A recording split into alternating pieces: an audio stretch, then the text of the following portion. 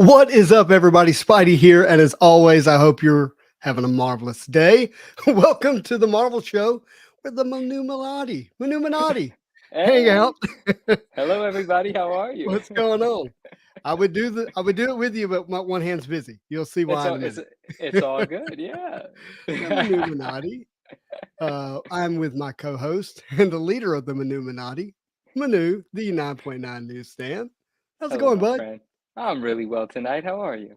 I'm super well. We have some friends who are either watching the NFL football games and hanging out or chose not to. Uh, Right. It either is way, there's some sports stuff going on. Somebody sent me that message earlier today too. They said, "Did you need me? I'm watching football." I said, "No, no, enjoy. I'll catch you later." enjoy. Yep, yep. Yeah. All right, we've got stacking nine MMs. We got X Search X. That's Yo, the first one ooh. in the chats, huh? I think so. Yeah. Hi. Hello. We got J Biz, Lego. Let's go. We've got Armando DO6 Taco My man, Tuesday on a Sunday. you already know. He's asking, how excited is everyone for Crossbones tomorrow on the Unbound release? Fred Ian release. Did you see it? Didn't you just do that? What do you mean tomorrow? You guys just did that. No, no, no, no. That you misunderstood the real.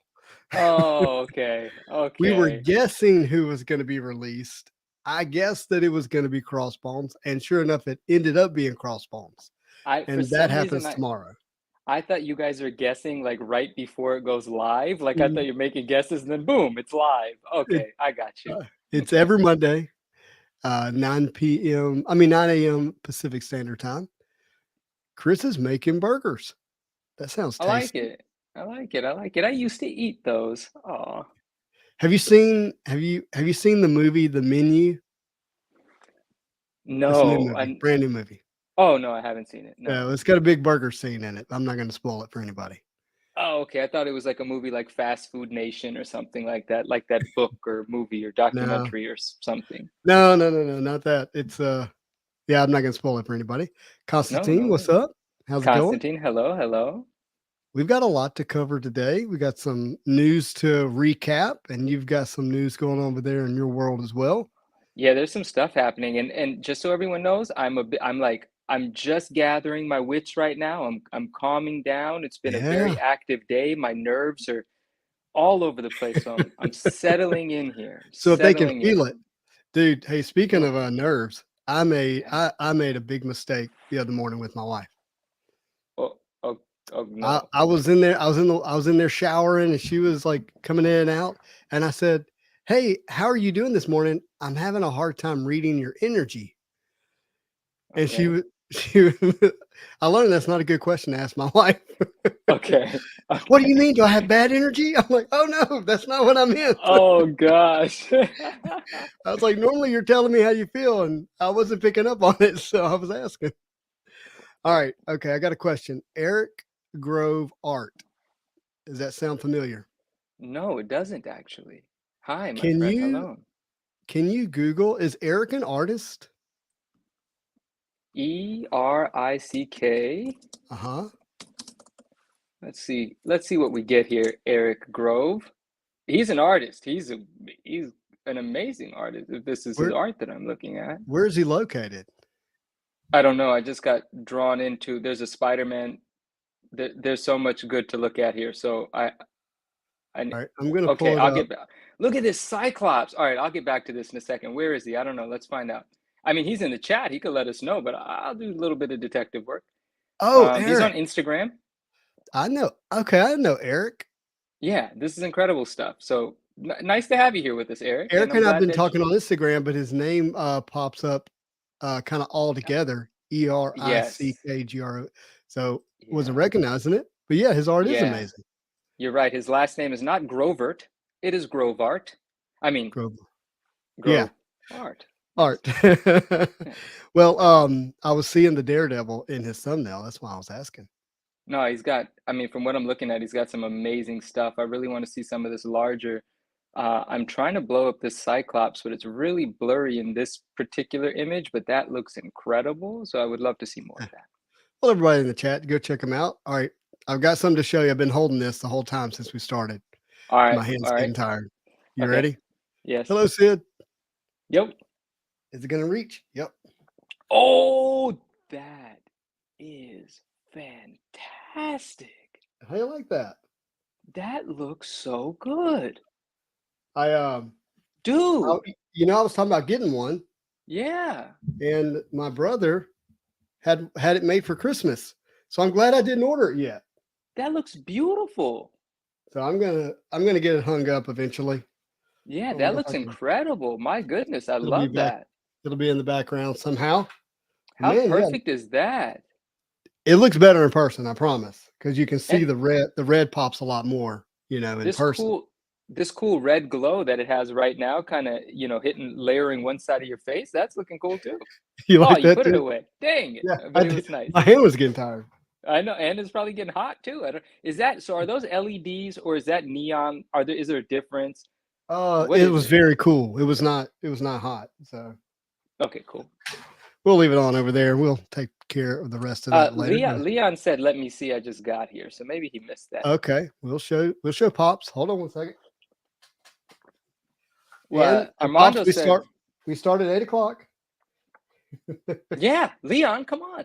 Armando said, "Sent Manu a photo of Todd signing slab that was not slabbed right." I'll have to look at it afterwards, but I'd be curious to see what that is. Thank you for sending. There you go, And Dad. there you go. Swish Rips, what's up? Chris, hello. Grindstone, hello. Vintage Lord Canada, hello. Johnny Bravo, my friend, how are you? T Bear Phil, what's going on? Alonzo in the building. Who Yeah, else we got in yes. here? Naj is with us. Naj, good Nice. morning, good evening. We got Naj and I, Grindstone. yeah, Naj and Go I had ahead. a fun conversation today. We'll touch on it a Oh, little bit. Yeah, sounds like a plan. absolutely.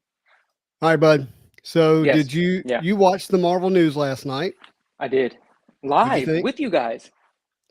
That was Um, it took me 4 hours to edit that video. wow. But I wanted to get that put out this week, um, for everyone to kind of catch up, at least on the stuff that I was hearing. And obviously, I led with the drama that was taking place with 1992 Marvel Masterpiece Joe Jesco original art Yeah, painting releases, yeah. and we kind of saw some of that coming. So I wasn't surprised when FPG put out the email that they Really? were Okay. not going to be, facilitating the trades and redirecting the the paintings to the new owners based on the trades and all that kind of stuff. Yeah, Uh, but what I didn't realize was the fact that some people were making trades, kind of even Steven, so to speak, and then turn around and before they ever actually acquired the paintings in hand, were putting them up for sale and then selling them to another party. sure. You know, Yeah, yeah, so and obviously that became more than a measure of good faith for FPG to handle on behalf of its owners, and they said, okay, this has gotten messy and people are yeah. now upset. So, you know what? Whatever painting you won in the randomizer, that's what you're getting. And then you can handle your own transaction. I don't see anything wrong with that. I mean, I wish it would have gone like they attempted to facilitate these things to make it easier so no one else has to, ship back and forth when they make the trade. But ultimately, the decision to say, hey, no, we've done our part and we're going to ship you what you've won. You guys handle it from there. I think that's the way it should be. The company should not be liable for any of that other stuff. So I'm happy that that's the resolution that they kind of came to. Mhm. It's unfortunate that it had to get a little messy. Like in the email, yeah, was it Sam? I don't know who wrote the email actually, but in the Michael email, wrote it. oh, it's Yeah, Michael Michael. wrote it. One of the things that hit me the most was where they used the word dark. They were like, unfortunately, some dark and that using that word just kind of Yeah. paints it for you. It's like, I wonder how ugly it got. So, Well, and I think it got ugly. And I think it's just the way they experienced it because they desire to give, excellent customer service. And they were providing this as a service. They were not charging. There was no brokerage fees, all that kind of stuff that yeah, would generally go along with someone charging for a service. I think FPG is so used to handling art that they thought, you know what, we can do some of this, and then it just got completely out of hand. Yeah, Cards and Comic Freak, what's going on? Nice to have you here. Doom Card, what up? Destructive Collectibles, Yeah, Jesse, hello, hello. You know Dan. what I'll say. I don't know who was involved. I don't know who was upset, who Mhm, wasn't. I don't know which paintings were traded and sold. But I mean, personally, I feel like if you trade with somebody mhm, and you guys have committed to the trade, whether the physical part of the trade has been completed, you've transferred ownership. Even in good mhm, faith, you've transferred ownership. If that individual goes on to sell it, that's that individual's prerogative. Your mhm, choice was to trade it, not to control what happens afterwards. This isn't gifts. This is not, it's not that kind of thing. You said goodbye to it. The other person could do whatever they want, but mhm, that's just my personal take. Again, I'm not involved. I don't know everything, and I don't want to offend anybody. So if anybody did get their feelings hurt after they made a trade and then someone else went and sold it for $1 bajillion, I could understand how that could sting. But I don't know if there's anything wrong with that. Is all I'm saying.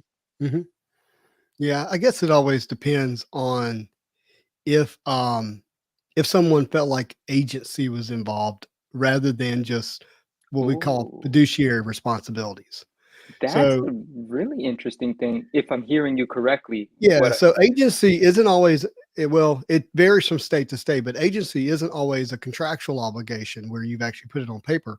Agency can be implied, and Mm, it can be implied when someone acts on your behalf with representation as an agent.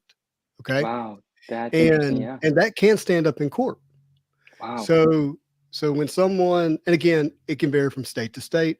I live in Louisiana, and that's where I'm getting my information from what I've studied here. So when someone operates on your behalf, they either can they if they're representing you, then there is agency involved. But if they're doing fiduciary measures where they're only passing information, which is either public or that to which someone has given someone they said yes, you can share it. It's no longer in confidence, and you're only passing information. I believe that's what FPG was doing, That's what but I'm assuming someone here. I think or other people may have felt as if they should have had agency, like they should have been able to have that relationship with them. And of course, the moment someone said that, FBG was like, "Well, no, that's not what this Yeah. was. You're going Oh to get your yeah. painting. You can represent yourself." Yeah, I exactly. I figured it was as simple as in the Mhm, trade forum or on the Facebook group, people found out who had what.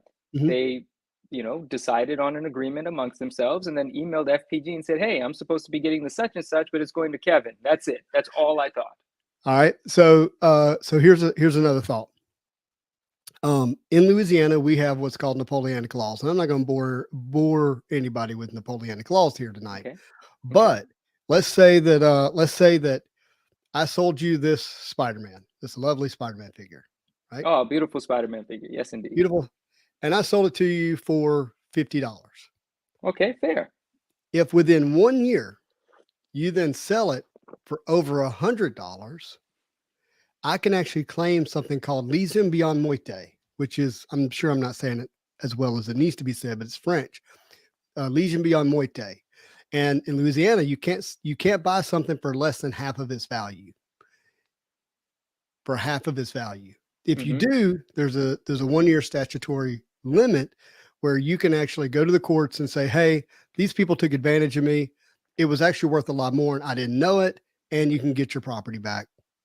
So Man, imagine being that's like a tricky and sticky, man. Tricky and yeah. sticky. So imagine being a widow and someone says, "Hey, I'll buy your property," and they buy it Yeah. for less. They take advantage and then turn around and flip it. Well, that Yeah. law is there to protect that situation. So That makes it makes sense, but there is some wow. flipper rules in there to protect the sellers. Yeah, sure, sure. Mhm. That's one heck of a rule though, because I mean, who's to say the value doesn't go up twice in less than a year and Well, then the you gotta person, well, then you have to prove it in court. I know, but what a pain in the butt. But it's there and the law's there to protect those who would be taken advantage of. And you and I are in our sound minds right now, Yeah, but there's a chance that one day we may not be, and someone would understand. or could potentially take advantage. So anyways, a little deep May you there. always be of sound mind, my friend. Knock on wood. I think that's how you do it. Yes. Where are we at?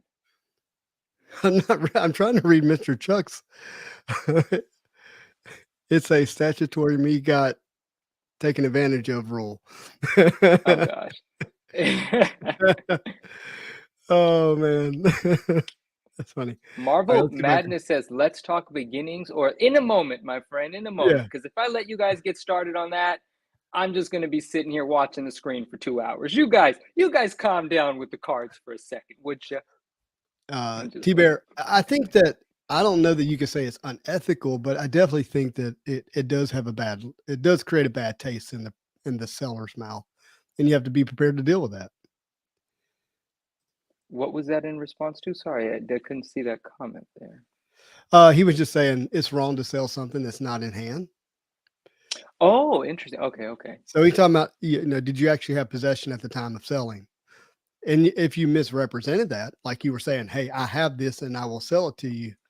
Here's the here. I won't go so far as to say it's wrong, but I would go so far as to say it's irresponsible. Because what if what's delivered to you is damaged or not as anticipated?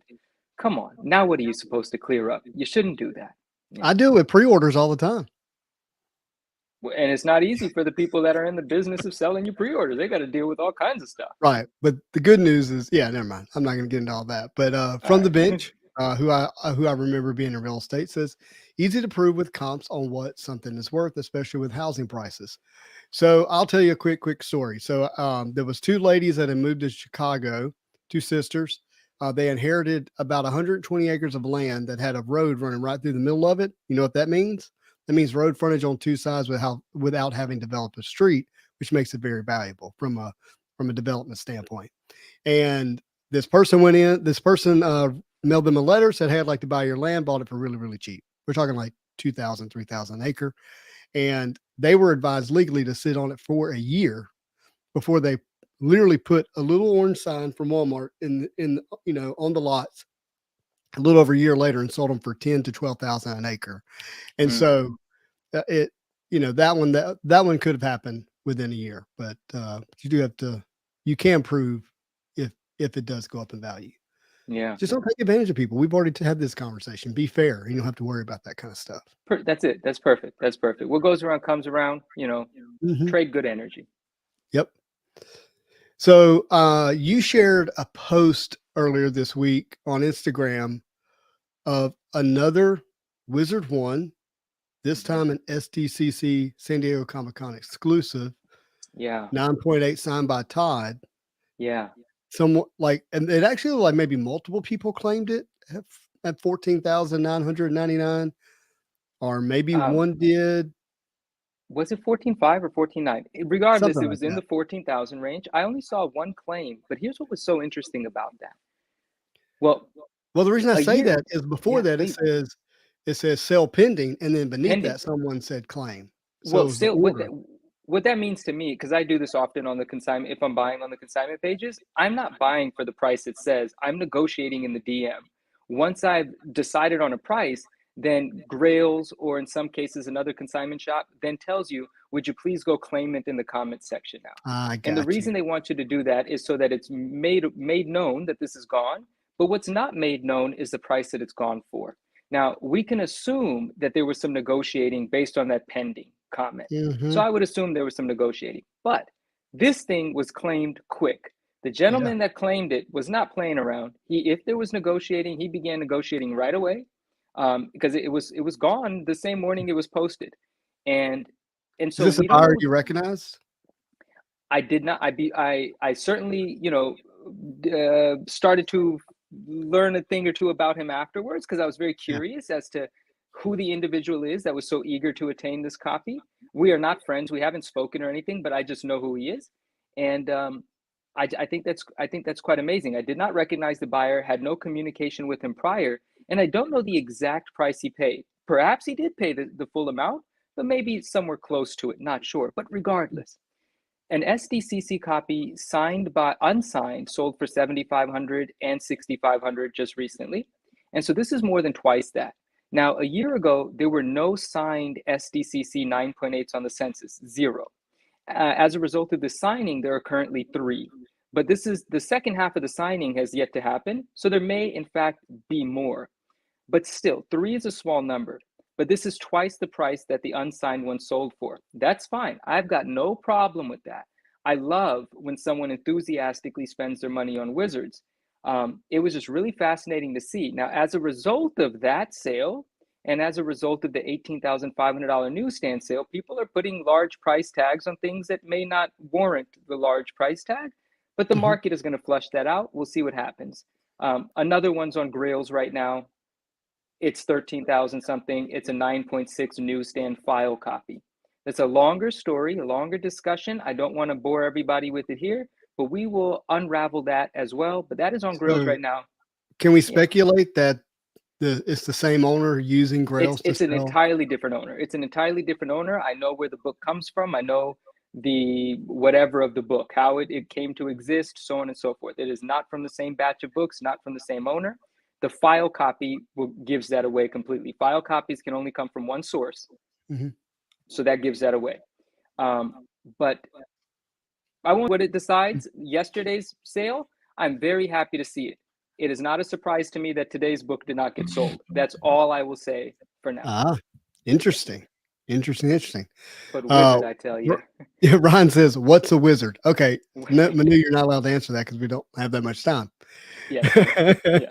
No, I'm It's a kidding. magazine. It's a 1990s price guide Yeah. that was full of wonderful covers, pictures, articles, all centered around Marvel collectibles, It's but it's primarily comics. nostalgia in a magazine with an awesome Todd McFarlane Spider-Man cover. Any collector from the 90s remembers it from their head, their heart, their toes, their fingertips. We love it. So the seeking I out of high grade copies is a thing right now. actually have a box that has a row of wizards back there that I haven't opened in years.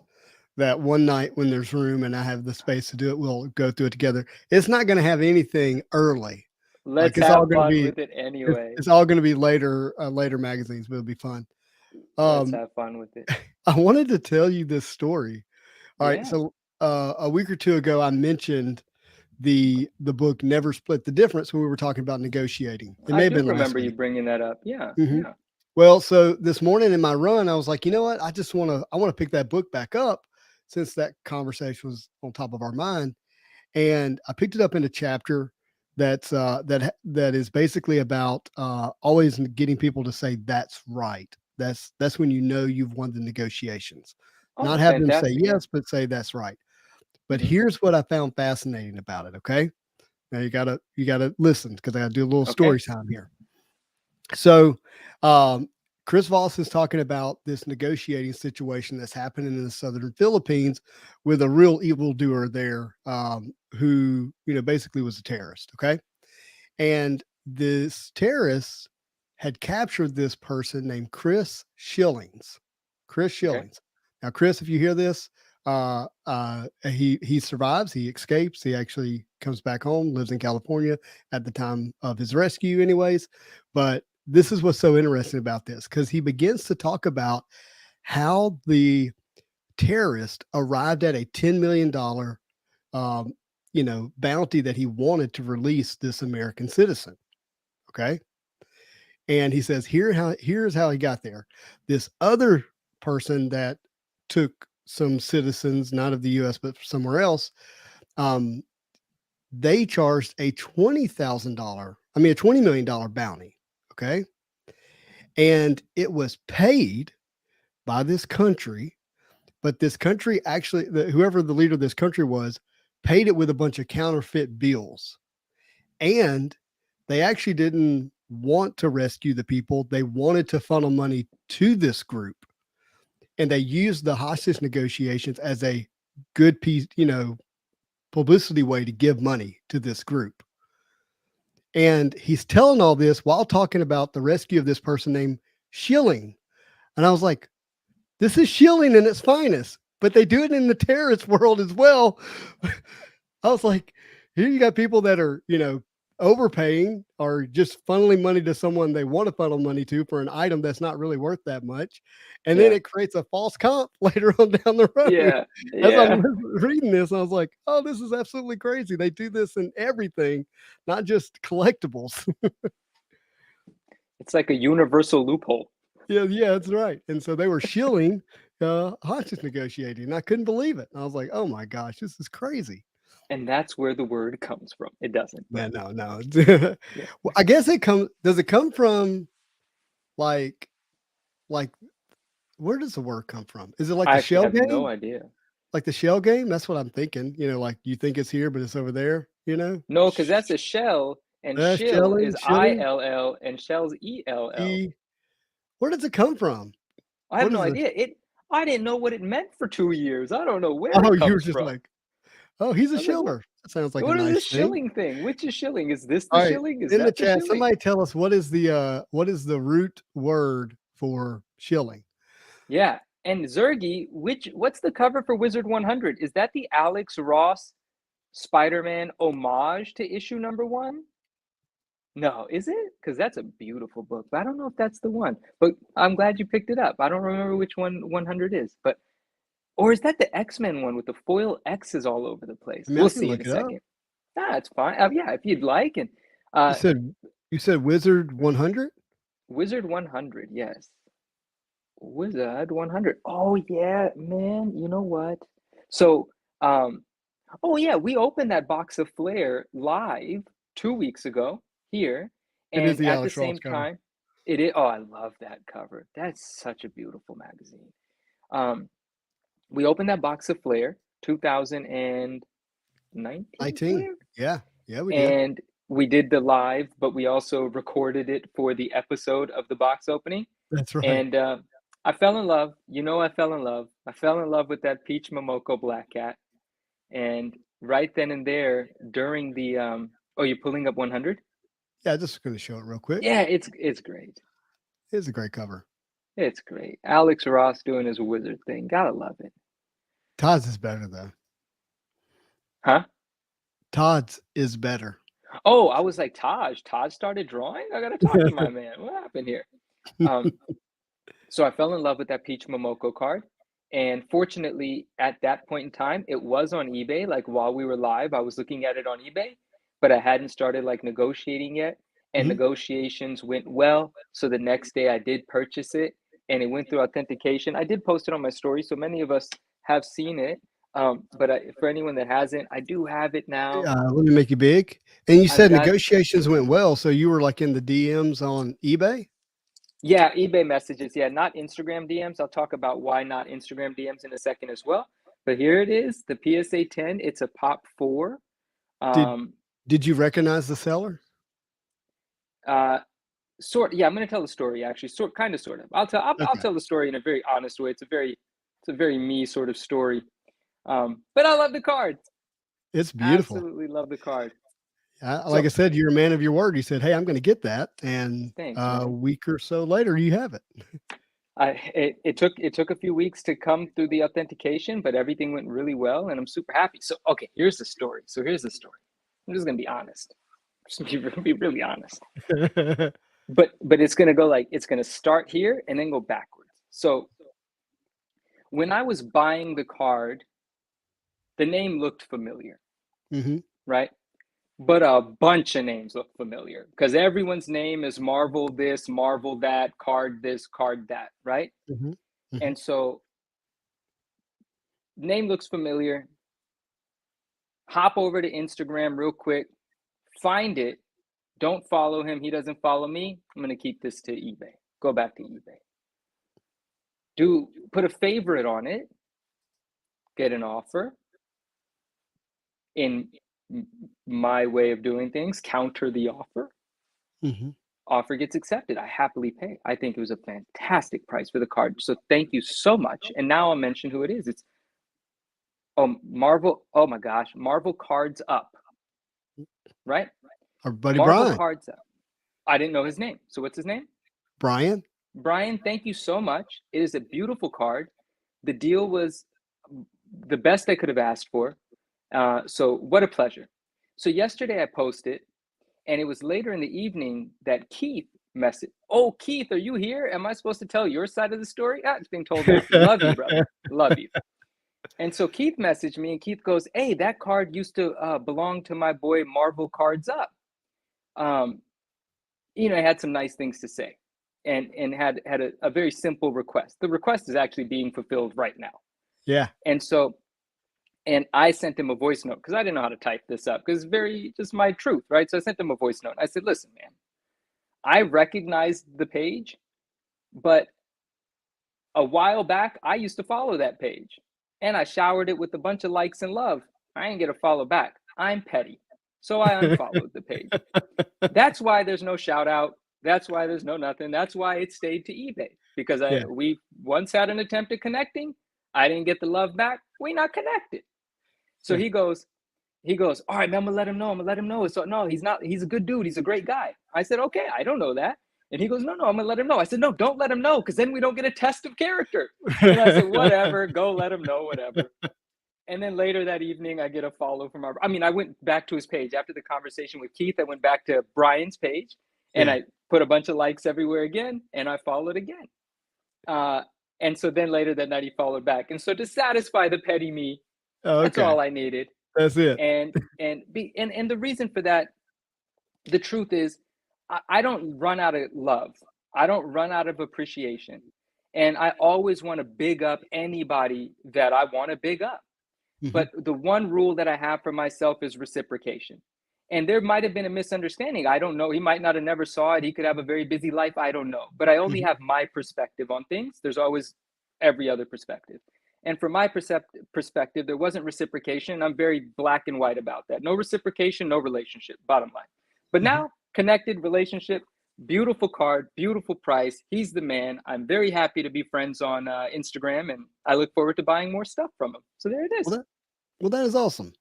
Yeah, You thanks know, for being I involved, Keith. Appreciate it. yeah, Keith is he just connects everybody really well. So, I actually don't practice reciprocation, and I'm actually not a fan of it for the most part. Hmm. The old adage, scratch my back and I'll scratch yours. Mm-hmm. Like, I don't like that at all. Mm. I actually hold the position of, if I do something, it's because I love you, and I don't care if you do anything in return. Yeah, but this is Instagram and this is following and likes. So I'm gonna stick with my side of this one. I love it. Charles says, I'm going to unfollow 9.9. Let's see what happens. No, but Oh, I definitely understand, like, to take it to that level, which is a cut above. This yeah. is this conversation. Instagram is a platform where You're it so feels better when you you're get love saying back. in the context of Instagram, you don't carry that out like, Well, "Mom, if you don't it call would me, I'm be not gonna call you." no, it's nuanced. It would be unfair to make it a blanket statement. Mhm. If it gets more serious, I mean, there are some people that are not in a position to return whatever sort of Right. help you might give them. So you don't expect help back.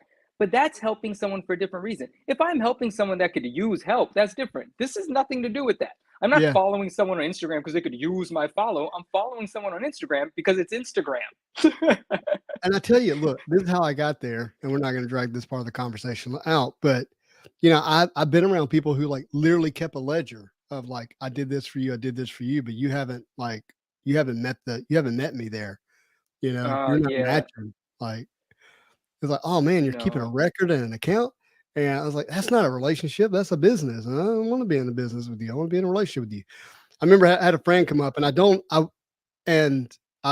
mean this, but I remember saying this. This friend came up, he was like, "Man, I haven't heard from you in a while." I was like, "I'm just trying to match your level of involvement in this relationship," Wait, but isn't which that he hadn't called me reciprocation? either. Yeah, I know, it was a joke. But if you Oh, gotcha, I said I gotcha. didn't mean it, but I was like, I knew that, that would kinda put him in his place too a little bit, but Yeah. at the same time, I do wanna give effort even if the other party doesn't give effort. No, but and Justin, I mean, we are going to share a bit of a differing opinion on this because we're Mhm, a bit different, but that's perfectly fine. Even in the human sense, I am still always very aware of an energy exchange. I mhm, do not, if I'm not going to keep providing value to a relationship and not get anything back, it could be love, it can be just, appreciation. You can just sincerely mhm, feel that the good you're putting into something is appreciated. Whether the same act is being, reciprocated, you can tell if something's being appreciated. I think appreciation, whatever form it takes, sometimes it's a look in the eye, sometimes it's how, warm the hug is. I don't know how to explain it, but you mhm, can tell when you're just giving, giving, giving, and taken advantage of. That's what I mean by this, right? right. When we remove it from the context of social media and take it into the world of like human relationships, right? Mhm. But those are when we're dealing with personalities we know. On Instagram, he doesn't know me, I don't know him. It's literally a page, and I'm saying I got cool stuff on my page. How come you don't want to follow it? That's all it is. It's that simple. It's that honest. And there's not too many people that would like think that's weird. That makes sense. Right. Instagram's a lot about it's not called ego metrics. It's called, what's another word for your ego? Vanity metrics. They're Vanity vanity metric. metrics, Yeah, stuff like that. Anyway, I love it. We don't agree. what? I said Shill? we don't agree. Oh, you and I? I don't check my lights. I come. This is a good conversation. All This is a good conversation. right, we This have is a the good answer one. to shill. An accomplice of a excuse me, I'm trying to read this. An accomplice of a hawker, gambler, or swindler who acts as an enthusiastic customer to entice or encourage others. I used to be a shield at the Reno Gambling Club. So it's a hype, like somebody who's like hyping others up to get involved in some risky act. Is that what that sounds like?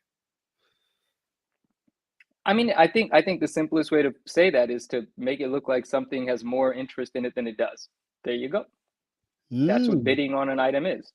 I that's what bidding on the item is, but that's a broad definition that would actually include a lot of acts that I don't know that some people would consider shilling in their own defense. Like, let's get into some examples. Well, like just being excited about something. Hey, big sale, record sale. This is awesome. I mean, these days everyone calls that shilling. These days you're not allowed to be excited about anything. Everything has to silently find its price. With no one talking about it, we have to see what someone's willing to buy. That's it. Come on. Everything is shilled. Everything is marketed. Everything is influenced, supported, All right. encouraged. Nothing just exists in its own little All right. vacuum with no Here's a good one. motivation. Dre says fake testimonies and reviews. Isn't that commercials? Commercials are shilling at its finest. With directors, lights, camera, actors, and actresses, A well written bid on scripts. an auction is every bid is an ad. Every bid is a flag saying this person wants this item. It's Yeah. all an advertisement. Right. But some people are like there to buy, and some people are there just to create the advertisement. Marvel Madness, I don't know if you agree with me too often, but I really appreciate that kindness. He says, Manu, you are so spot on tonight. Thank you, my friend. I appreciate you very much. I realize that my position is one in the lunacy side of things because it doesn't seem the right way to have like a healthy relationship if it's not quid pro quo. But I can't. No, don't like it. I don't believe you, Justin. I don't believe you. Oh, okay. Mm-mm. I don't believe you on the Instagram thing, That what? that you're unaware of who is engaging back with you.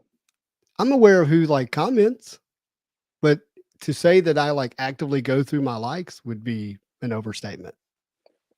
Well, that may be an overstatement, Mhm. but at no level are you aware that Oh, someone that you that show would be a support to? lie. I mean, Okay. I'm intelligent and I can read. Well, don't just hang me out to dry that quick then, meet me halfway here, buddy, making me feel like I'm a lunatic Oh, going sorry. extreme No, or no, no. something. No, I'm saying I'm the loony over here. Like I'm Oh, aware of that. no. You're And healthy. I actually think it's a radical position, but I have a radical view of love. So Yeah, I lost that a long time ago. It ain't very radical no more. right. I got it to give in the right places. That's Yeah, all I can say about love. that's all right. That's all right. Good evening, my friend. Symbiotes by nature. What up? All right, here we got Charles, a a grifter, a person who engages in petty or small scale swindling. A grifter, yeah, a grifter for sure. Grifter's a little crook, little con man. Brian says, in short, a shield is a paid hype man for a purpose of selling something worthless ad. I can't read behind my camera. Worthless ad valuable. Something worthless, add value. Purpose of selling something worthless, add value. Yeah, sure, sure, sure. You were talking about like the shell game earlier, Mhm. and now we're talking about like this activity. And you think about three card Monty, how there's one guy there that's winning, but he's with the guy that's gonna make sure you lose, right? Like, Right. so he's kind of shilling, right? Making it It look does. enticing and appealing. I think it's interesting because I've only ever thought it because the word shilling was introduced to me in the hobby. Like it wasn't a Yeah. word I didn't know it prior to the that hobby. Yeah. prior to that. Uh, however, yeah, so for me, it was just somebody who was like bidding when they had no intention to pay. Like that's what I thought of the word. It was bidding with no intention to pay, like driving the bid up, trying to Yeah, get somebody else to that's pay more. all I ever thought about it. It's driving the bid up. That's all it is. And if a But shiller gets caught with his hand in the cookie jar, meaning he is the final bid, he just will not pay. But the right, idea is to have someone obviously come in over top, and then you don't have to worry about being a shiller, even though Mhm. you're a shiller. Not you, the shiller.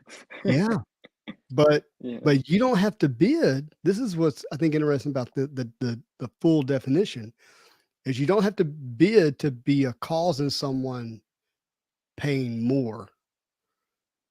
Yeah, but I mean, what's the word there that we're talking about every possible scenario, but in that cut and dry scenario in our hobby, when we're talking about shilling, we're talking about someone physically putting in a dollar sign, moving the Mhm. price up.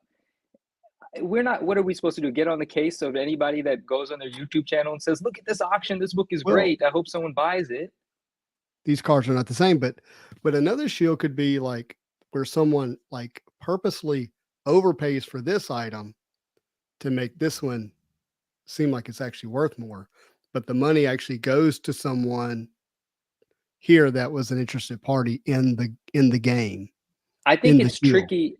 I think it's going to get, I think that word shouldn't be used in like, I think a better word for that is just general manipulation Got you. rather than applying the word shill to it and just making shill the meaning of everything. I don't think it would serve us to just make that word be defining of everything, right? Mhm. Um, I don't think that would help us out too much. That would make it more then everything's a shill. Got you. Yeah. Well, Netflix and shill. there's people I'm sure that do that. That was 2021 in a nutshell. That was The, the that is nut true. chill. He didn't catch it. Guys, he didn't catch it. He didn't catch Oh it. gosh. He got it That's now. what you come It here for, guys. landed. Dre says, boy got his heart broken and the scars are deep. Oh, I'm not. You got time for a story, my friend? Because yes.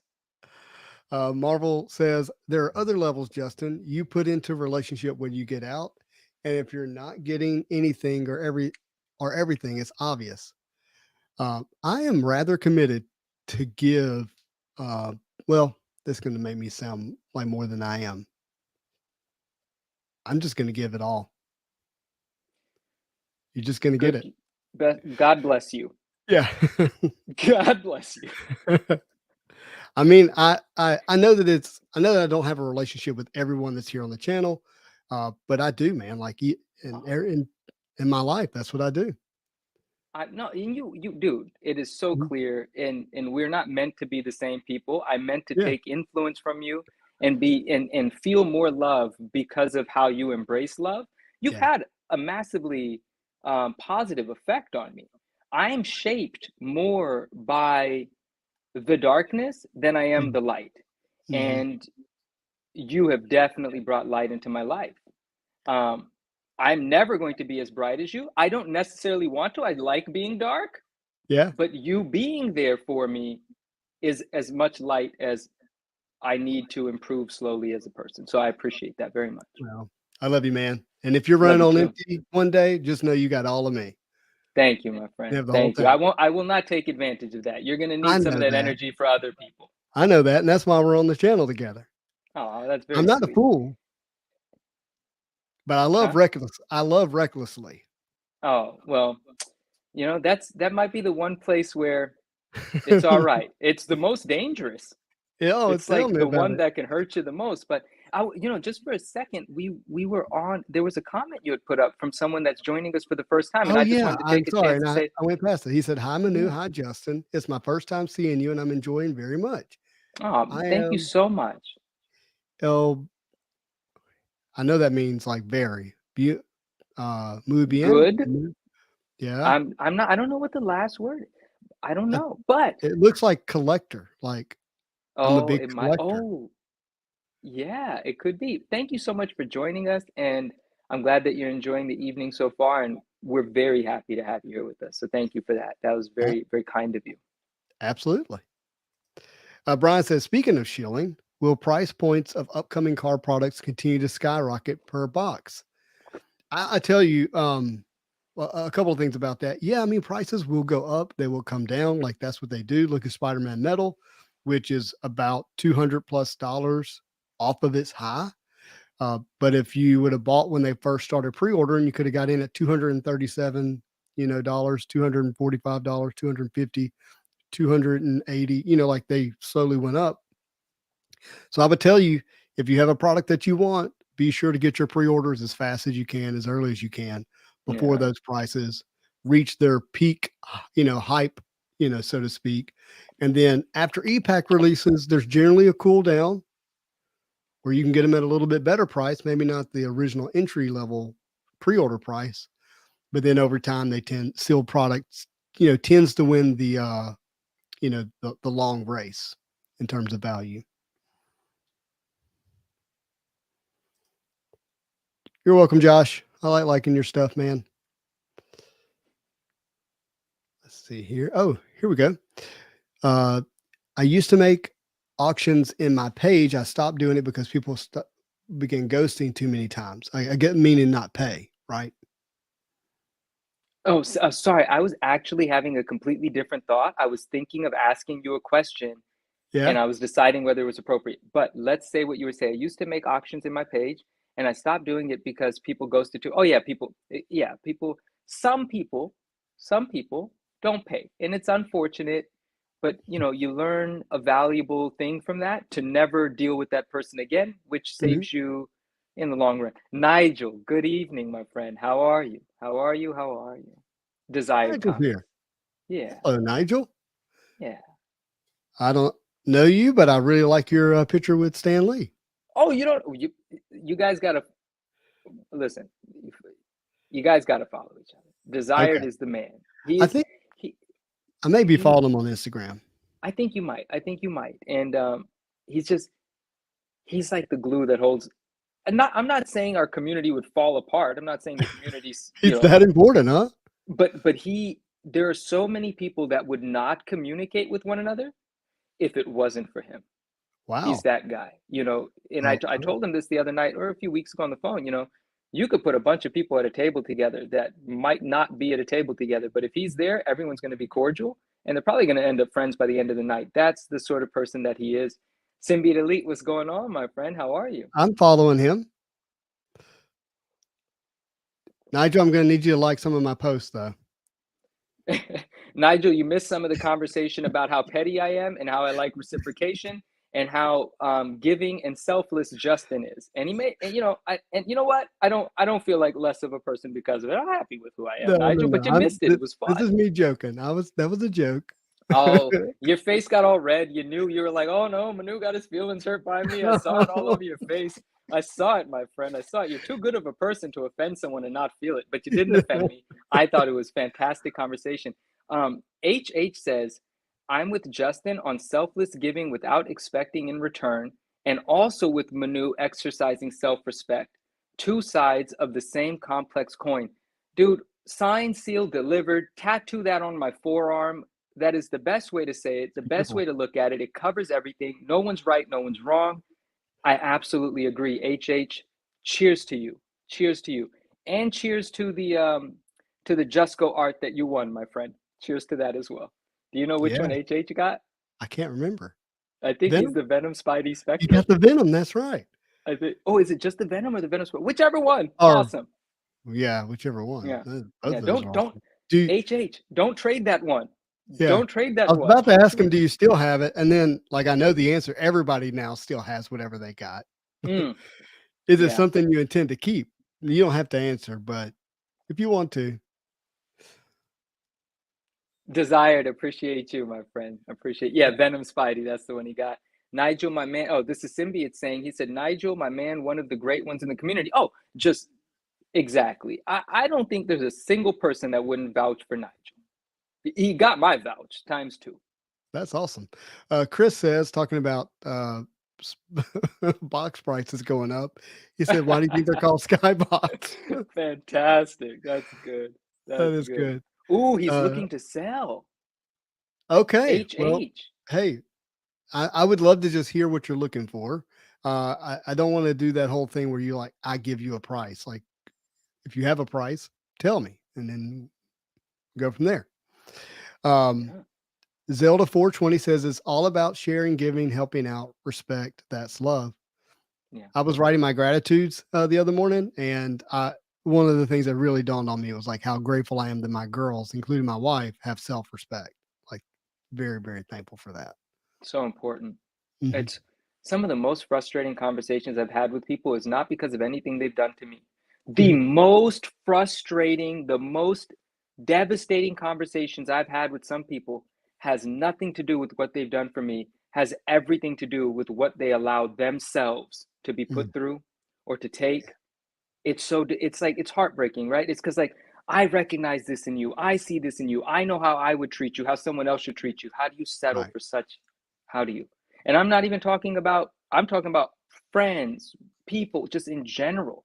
Those are the ones Mhm. that hurt me the most. It's like, oh, I wish Yeah. I could empower you to give everyone the finger and work on yourself for a little while. Man, Yeah. Got to have some self respect. That's for sure. yeah, so Uh, important. Brian says, thanks for the upcoming Marvel 2023 products, more masterpieces. Finally beginnings is coming. I think he's referring to the Marvel card news. Um, in there, the sets that I haven't spoken about on the channel was Women of Marvel, that's coming. Yeah. That's confirmed, in terms of like the sketch cards going out to the artist. Marvel Beginnings Series 2 is confirmed that those sketches are going out to the artist. Um, but Black Diamond's not confirmed, but I'm hearing rumors about it. And which, I mean, how could they not do it? It was such, that did so well. I just can't see them not doing that again. If I guess that it's Simone Bianchi for the masterpieces, like I have a shot at being right, right? Not even close. No, Uh, 0% chance. dang it. He's already done it. Oh, he did it? 2018. Dang, I forgot. I don't have any of those. See, like, yeah. Yo, So, my man, what's up? What's going on, Mr. Conflays? I don't think I've ever said it out loud. Am I yeah, pronouncing it right? That's that's that's what it dude, says. that's longtime Instagram friend. Thank you for joining. Thank you for being here tonight. Mr. Conflays. Conflays? Just give it. Yeah, he said, yeah. He said, that's how you pronounce That's it. what I said. Perfect. Good deal. Marvelous Fact says, looking forward to the masterpieces and the women of Marvel. I am too. Speaking of our buddy Keith, Dre said wrong. Stop it, Dre. love Dre, means Mr. Cereal in Spanish. That's awesome. Does it really? You know, I don't want to say anything wrong here, but Yeah. what's so funny is just from a visual association, when I first started, like when we first became friends on Instagram, every time I see cornflakes, I do see the word cornflakes in my head. And this is quite amazing that it's actually cereal in Spanish. And in my head, I just see cornflake anyway. So that's crazy and amazing to Well, I mean, a lot of cereals made from like corn base, right? me. Yeah. Yeah. Isn't everything like kind of affordable made from corn in some way? uh, yeah. Anyway, I'm not going to get into that. Okay. Yeah. Moving on. I'm not going to get into And that. and and what and this is going to be a weird one and no one's going to know what I'm talking about, but you love raccoons? Can you maybe let us know in the chat why you love raccoons? I love them too, but you love them a lot. And I'd like to know why. Who are you talking to? Mr. Conflays. Nothing in the chat Oh, implies he loves raccoons. This is just you just something I know about him. okay. I was like, where are you getting this from? That's why I said this is gonna confuse people. But you go ahead and let us know in the chat if you want. Um, Brian, I'm coming back to that. I wanted to get to the question up here.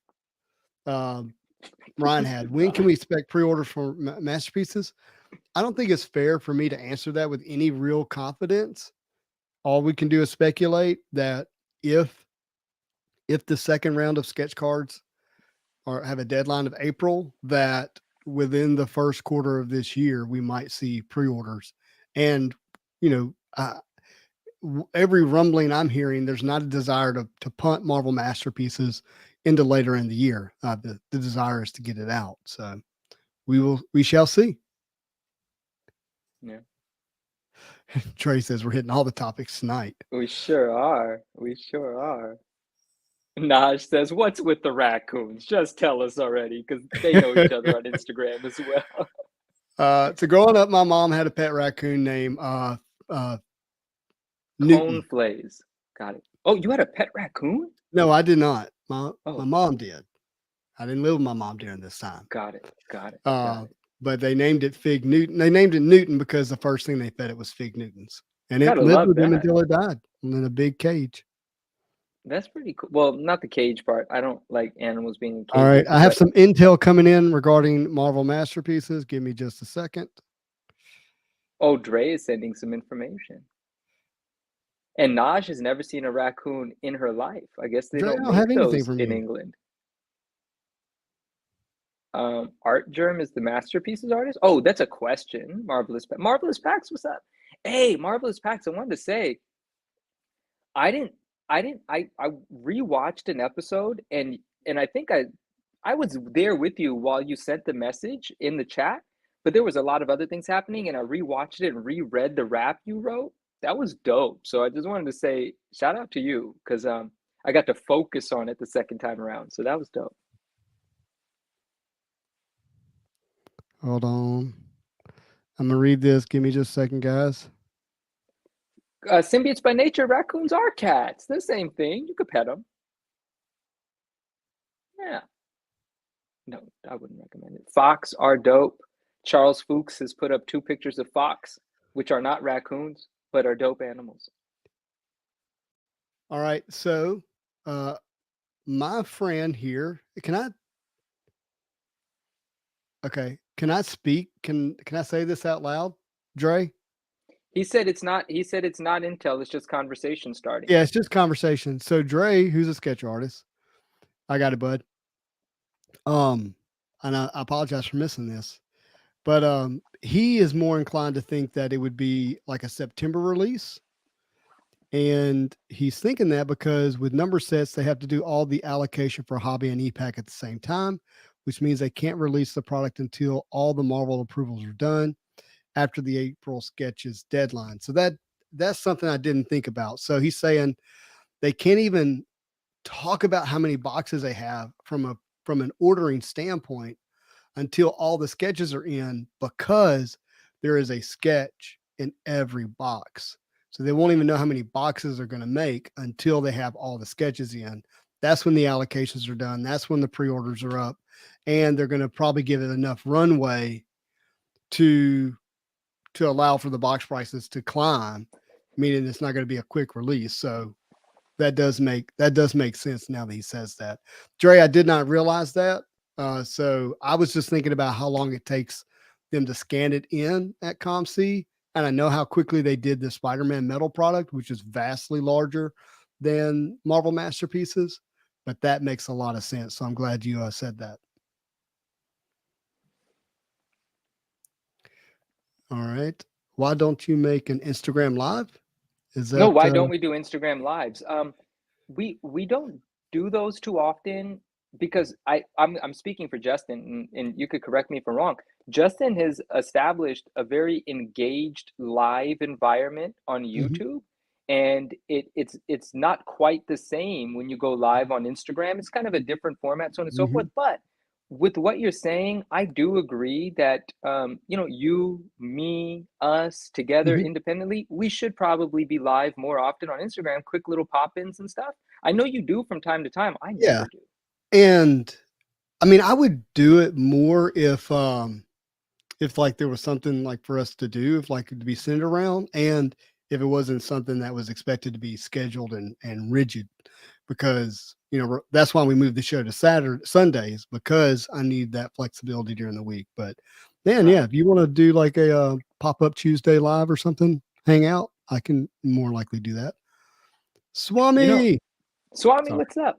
I really love when a topic comes into play that has to do with perspective, personality, so on and so forth, Mhm. because you and I get to have that thing. And it really doesn't do the topic a service to have it quickly. So, like, I'm looking forward to future conversations where we really dive in at length, those Yeah. sorts of conversations. Because when I have those out loud, they're things that I learn in the moment, like while Mm, communicating how I feel. I get clarity and refine yeah, certain thoughts. I love those kind of exercises. So we'll do more of that later because I that would those love to aren't do it. 5 minute things. Those are deep Mm. dives, you know.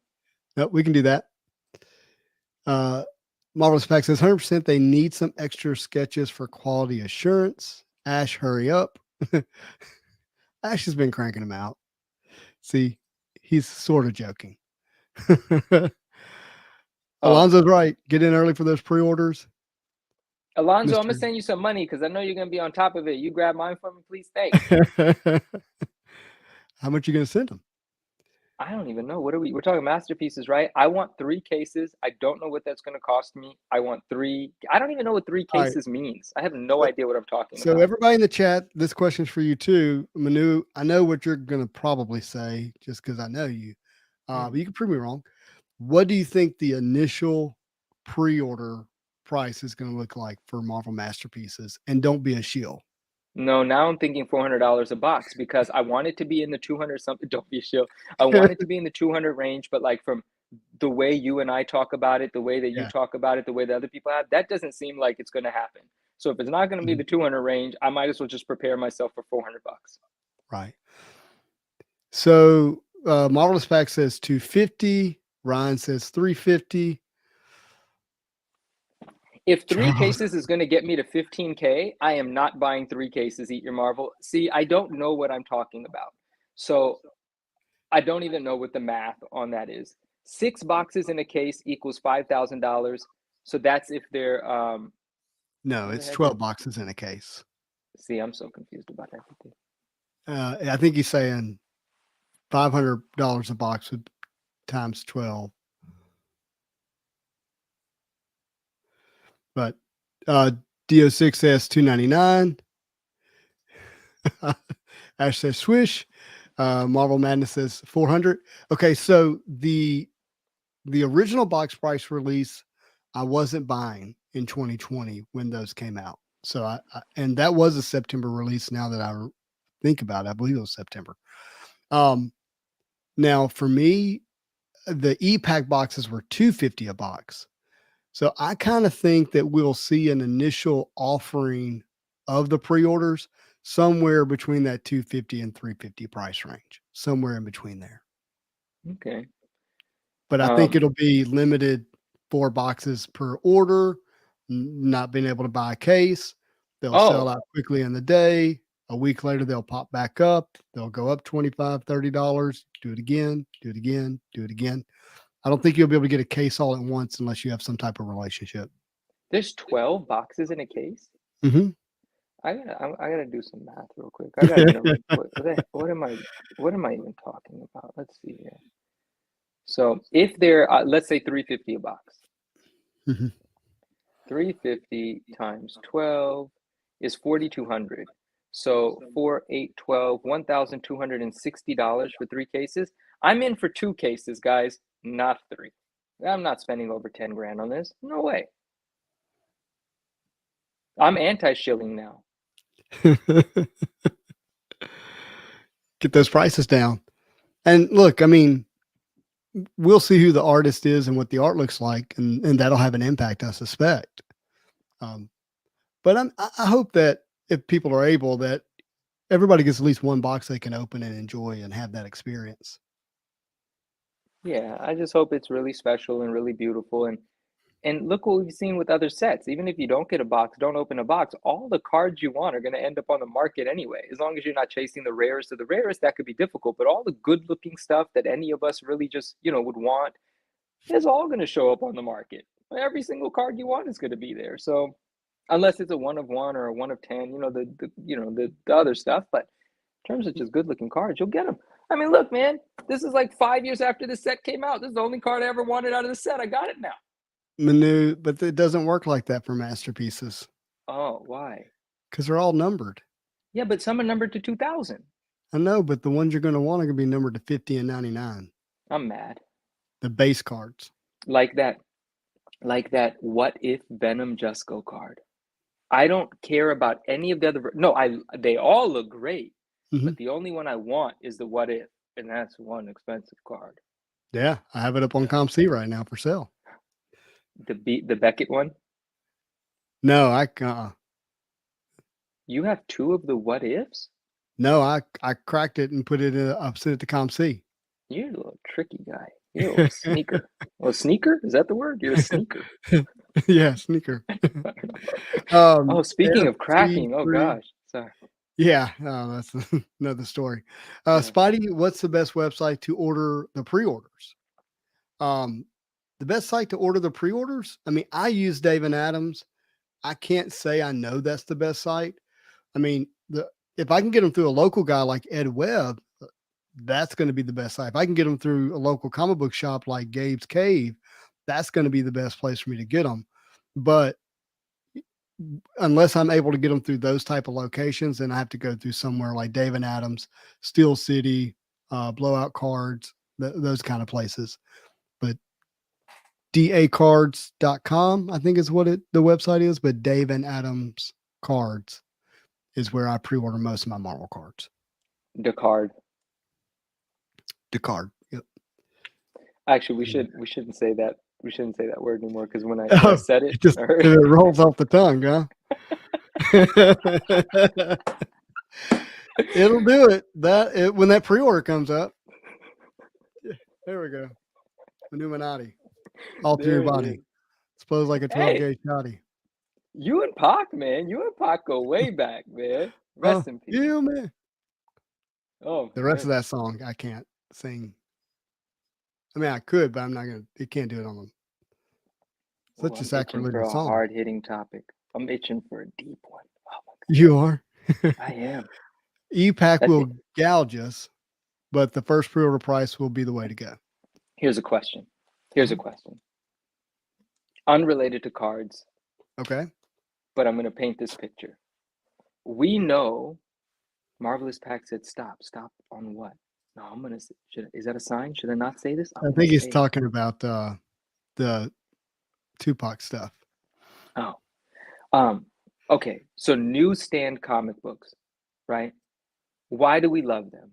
Because they were neglected and undesirable before, and they had a rougher journey than the ones that were direct edition in comic book stores straight to a bag and board.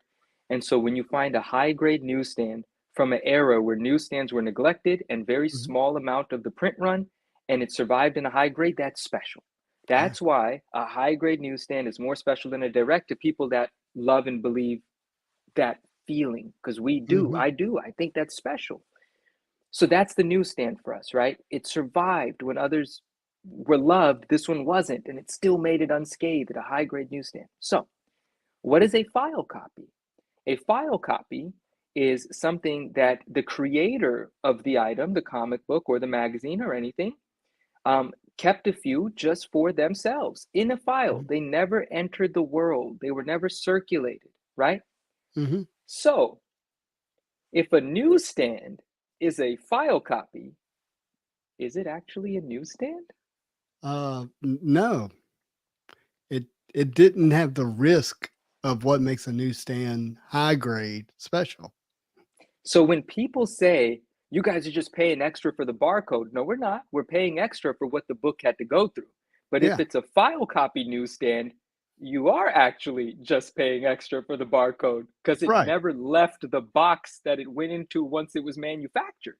Yeah. The reason I bring this up, for you it might be very obvious, and for a few people in the chat it might be, and I'll leave that out. But that's an interesting conversation that's going to be a very important one in 2023 because some very expensive file copies are out there. And well, all file yeah, copies should just be that file copies. The yeah, and the code or the symbol at the bottom should have no real impact on the value, in my opinion. and that's an interesting thing because these particular ones that I'm talking about, the label says newsstand file copy. But you know the way that I wanted to phrase it, but I felt like no one would like understand what weird me was saying. I was What's going to that? say if a newsstand is a file copy, did anyone hear it fall? I Right? You know, like got you. I got yeah. you. I All got right, you. back to what we're talking about, my friends. Thank you for indulging me. Thank Yeah, you. I if it didn't have appreciate the it. opportunity to hang on a rack like this, Yeah. What are you talking about? Exactly. yeah. Yeah. Dre says, carry the one. Justin, you're too young to know Pac. That's actually not true. I'll be 40 this year. No, you won't. Yeah. Oh, you will. Oh, I was cheers born in to. I was born in 83, 2023. Oh, yeah. We used to be 1 year apart, but now we're two just because of the months, and then I'll catch up. Yeah. But what day this month is that gonna I don't know. One of them one of them? You're this not one of them month. people who don't celebrate their birthday, are you? I just get uncomfortable when people say it. Like, it's like, I love you too, but like, if you know my birthday, does that mean you're supposed to feel pressure to remember it every year? I don't need you. I don't need any of my friends to remember it. I don't need them Mhm. to feel bad if they don't. I don't need a gift. I don't need a birthday party, nothing. You love me every day of the year, not just on my birthday. That's why you're my friend. And Right. I feel that way about New Year's. I feel that way about Thanksgiving. I feel that way about everything. Every day's Thanksgiving. Every day's a new beginning. And every day's a birthday. Got it. Yeah. But there was a day you were born. What day was that? It was 30 some odd years ago. This one day, man. Okay. Back then. All right. What we got from Ryan? What will be the state of comic books in 10 to 20 years? I missed the comic spinner racks at the drugstore, local drugstore. Oh, what was the state of comic books 10 to 20 years ago? I missed the comic. Yeah, yeah. Oh, what will be the state of comic books in 10 to 20 years? I don't know, man. If the digital thing takes over, who knows? But I think there's going to be still some of us that like to have a physical book in our hands. Yeah, I mean, what is being made today that will have a nostalgic aspect to it that also will have a low um, success rate and staying in high grade. Oh, I gotta answer this question. Oh my gosh. Carlos, you're but symbiotes by nature. You're pretty sorry, Justin. Yes. Carry on, please. Yeah, I don't know the answer to my question. That's why I was asking it. Like what is being created today Yeah. that will have nostalgia attached to it, but also has a low success rate and staying in high grade. Dang. See, the condition thing is going to be tricky 10 to 20 years out because Probably, everything is being preserved right now. I mean, You do know, you think people we're were in, keeping PlayStations and Xboxes sealed? they are now. They weren't then, but they are now. That's why there's a market. That's why CGC is now grading video games. And we're in the age of encapsulation. So 10 to 20 years from now, all of our favorite stuff is already going to be in plastic. Yeah, I mean, Charles is right. What did he Grail say? equals what no one really cares about now, but in 20 years they will. Facts. Fuchs facts. Yeah, just if people could figure that out in the present, I mean, that would make this possible. But part of the element here is that no one like with the voice that was public that had influence also thought it was special. I don't know. Gonna be interesting. Symbiotes by nature, you know, based on conversations that you and I have had, exactly where that book came from. There's only one origin of those. And we'll talk again later. Mhm. Junk slab air, Yeah. JBS. Probably okay. So maybe that's it. Yeah, you could say raw comics, but That can't be it, because if something's in a slab and now it's worth more raw, you just crack the slab. Yeah, exactly, right? And it was And preserved for 10 to 20 years in the meantime, that's true. unless I'm the That one cracking it, obviously. oh God. Oh man. But by the way, cracking BGS and PSA is not the same. For anybody out there who wants to know, take the time and do the research. I did not. I was in a hurry. Oh, Dre said he thought you were much younger. Must be the glamour light. Man, this guy's got amazing skin. All right. He's got a boyish charm, soft spoken. Come on. And a 20-year-old daughter as of Friday. Isn't happy birthday. Happy birthday. Speaking of birthdays, happy Yeah. birthday. Jamie, right? No. Madison. Jamie's my Matt. wife. I'm sorry. Apologies. Madison, happy birthday. Yep. Very Yep. nice. She came home for the weekend, and she left earlier today. 20 years old. 20. You had her 20 years ago. 20 years Is ago. that how you say it? Yes. Dude, you're so young to have like grown-up children. Yeah. Yeah. Oh my gosh. I got something else to tell you too. So, locally here in our hometown, every year they do this event called Dancing with the Stars, and the idea is they select local stars to dance. They pair you with a local dancer, like someone who actually knows what they're doing. They create a whole dance routine, and then one big night they do a whole fundraising event, and you get up there and dance. And I have been selected to dance on the Dancing with the Stars here locally on February 24th. Whoa. So I'll do the work to get some footage so that you all can laugh at me later. You got skills? No, it's not about whether or not you can dance. Oh. Okay. People are going to be entertained either by the dance or by making fun of you. Either way, they're going to be entertained. Got it. I told you you're a brave, bold man. Oh, I nearly threw up after I said yes. So I just don't know a song I'm going to dance to yet. That one Marvel Snap song. Yeah, that one. No, I want to do one that people know. Yeah, no, I'm just joking. Thanks.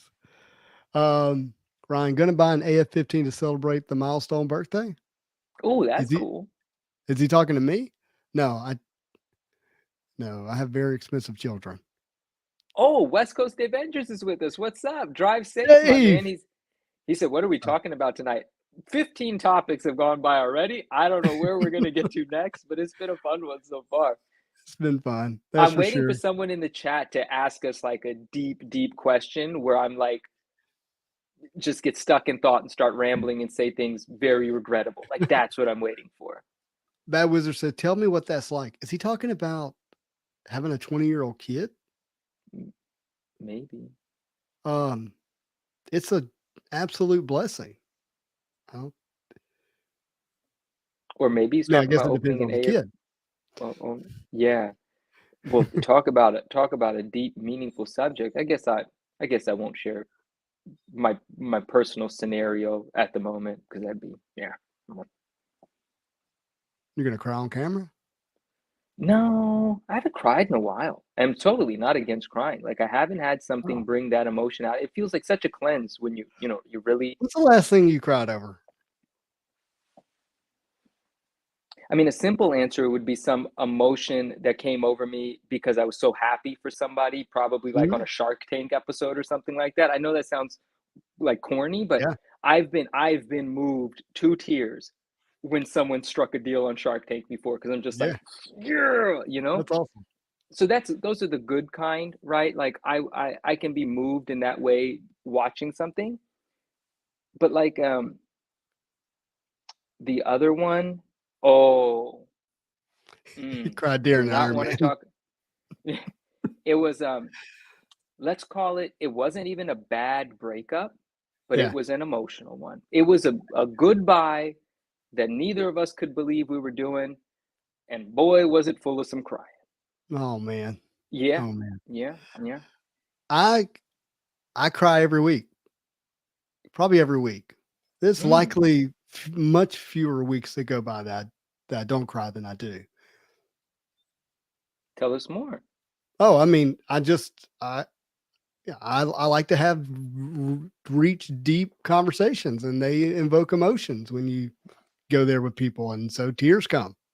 And Yeah, I do man. that on a regular basis. But the most recent one, I know what it was. It was I was actually teaching a group, and I was teaching them about what it means to be committed. And I used my daughter as an example, my children as an example, and I was like, whoosh, like, oh man, didn't mean to do Dude, that. I've been moved to tears on phone calls with you. You know this. We've Yeah, had some really moving conversations where I can't believe where we're at in the conversation. And yeah, you know, the eyes swell up or whatever it is. It's, yeah. it's real. You know what? I'm trying to think if there's. I've never cried over a collectible No, I that I haven't can cried think over a of. collectible. Well, I went and Oh, saw. Go no, ahead. please. No, no, please, please. What are you gonna say? Nothing. Nothing substantial. Okay, so I went and saw Megan last night. Do you know what I'm referring to? Do not know. It's a new kind of horror, campy horror flick Okay. that is about an AI robot, Okay. toy, a toy, and I'm not going to give the story away. So it was really good. People had multiple emotional responses. The movie's got like a 94 Rotten Egg rating right now for reviews. It's being really well received. Long story short, but part of the premise of the movie is that um, one of the main characters experience a loss, and then here comes this AI doll, this toy, and they Mm, develop what they called attachment theory. I think they call it mm, attachment theory. Forgive me if I'm missaying it, but that loss comes, this other thing comes, you enjoy it, and you create an attachment to it that's, you know, significant. And it had yeah. me thinking about it, modern day Chucky. That's right. It had Yeah. me thinking about, my enjoyment of collectibles, whether it be Marvel trading cards, Marvel action figures, Marvel comics. Is some of that connected? Did I experience the loss of my childhood at the time that this entered into my life, and it was the thing that I attached to next after experiencing that loss? Wow. Wow. Wow. Wow. I think the answer is yes. I mean, I think so too. I can, Or- we all we all have, difficulties in our childhood at some varying scale, and how it impacts you. But I can definitely see that. And I can definitely see with, I was watching that movie. I was like, oh man, I have attachment theory or whatever it is, whatever it's really called. I gotta ask you a question. Hmm. You're selling something. Hmm. You're selling something expensive. You've got clients. They come to you, they buy. You end up developing more than just a client relationship with a client that you speak to often. Now you're actually engaging, not about something that's on the table to transact, but Hmm. about what they might want, when I might, you might have it, so on and so forth, right? Question I've been asking myself recently, and it's interesting, like as from a business perspective, you're sort of looking to sell, right? Someone wants to pay you for something you have. That's the business of it. Hmm. I've been having some ethical not conflicts, but the Hmm. conversations with myself, actually not just myself, I even had it with other people, like at what point am I supposed to step into a client relationship and say, my friend, you don't need that, and for the price that you're about to pay for it, you really don't need that. And I'm talking about something they're going Hmm. to pay me for. Yeah. And when what is that like it it's a tricky one, man, because Mm. sometimes you're like, man, I know you want it, but this is X dollars, and now we're friends, and as my friend, I Yeah. don't know if you need this thing. Um, I can say that people have done that where I've been the buyer. Okay. So I've experienced that. And I can tell you that my relationship with Steve Aoki, and I don't want to overstate what that is, but what it is today is because of a conversation like that, where I was like, hey, you don't need that. Yeah. Why are you buying that? Yeah. And that created, a trust bridge now that exists there, because there isn't just this, hey, this person is telling me every Marvel card is, great, a shiller, so to speak, in the vein of the conversation we were having earlier. But the relationship was deepened because of it. And it's one that I enjoy now that I really didn't enjoy as much in the beginning. What is something you didn't enjoy very much? The relationship with Steve Aoki. Oh, yeah. Yeah. And so it's become more of a human connection, not Mm-hmm. just, you guys are talking because of cards. And what our friends Right. here are saying is rivalry saying depends on the person's situation. And then the next message, he's talking about money. If someone can afford this stuff, it's no big deal. And I Mm-hmm. probably should have provided that additional I just went surface with it, but you're right.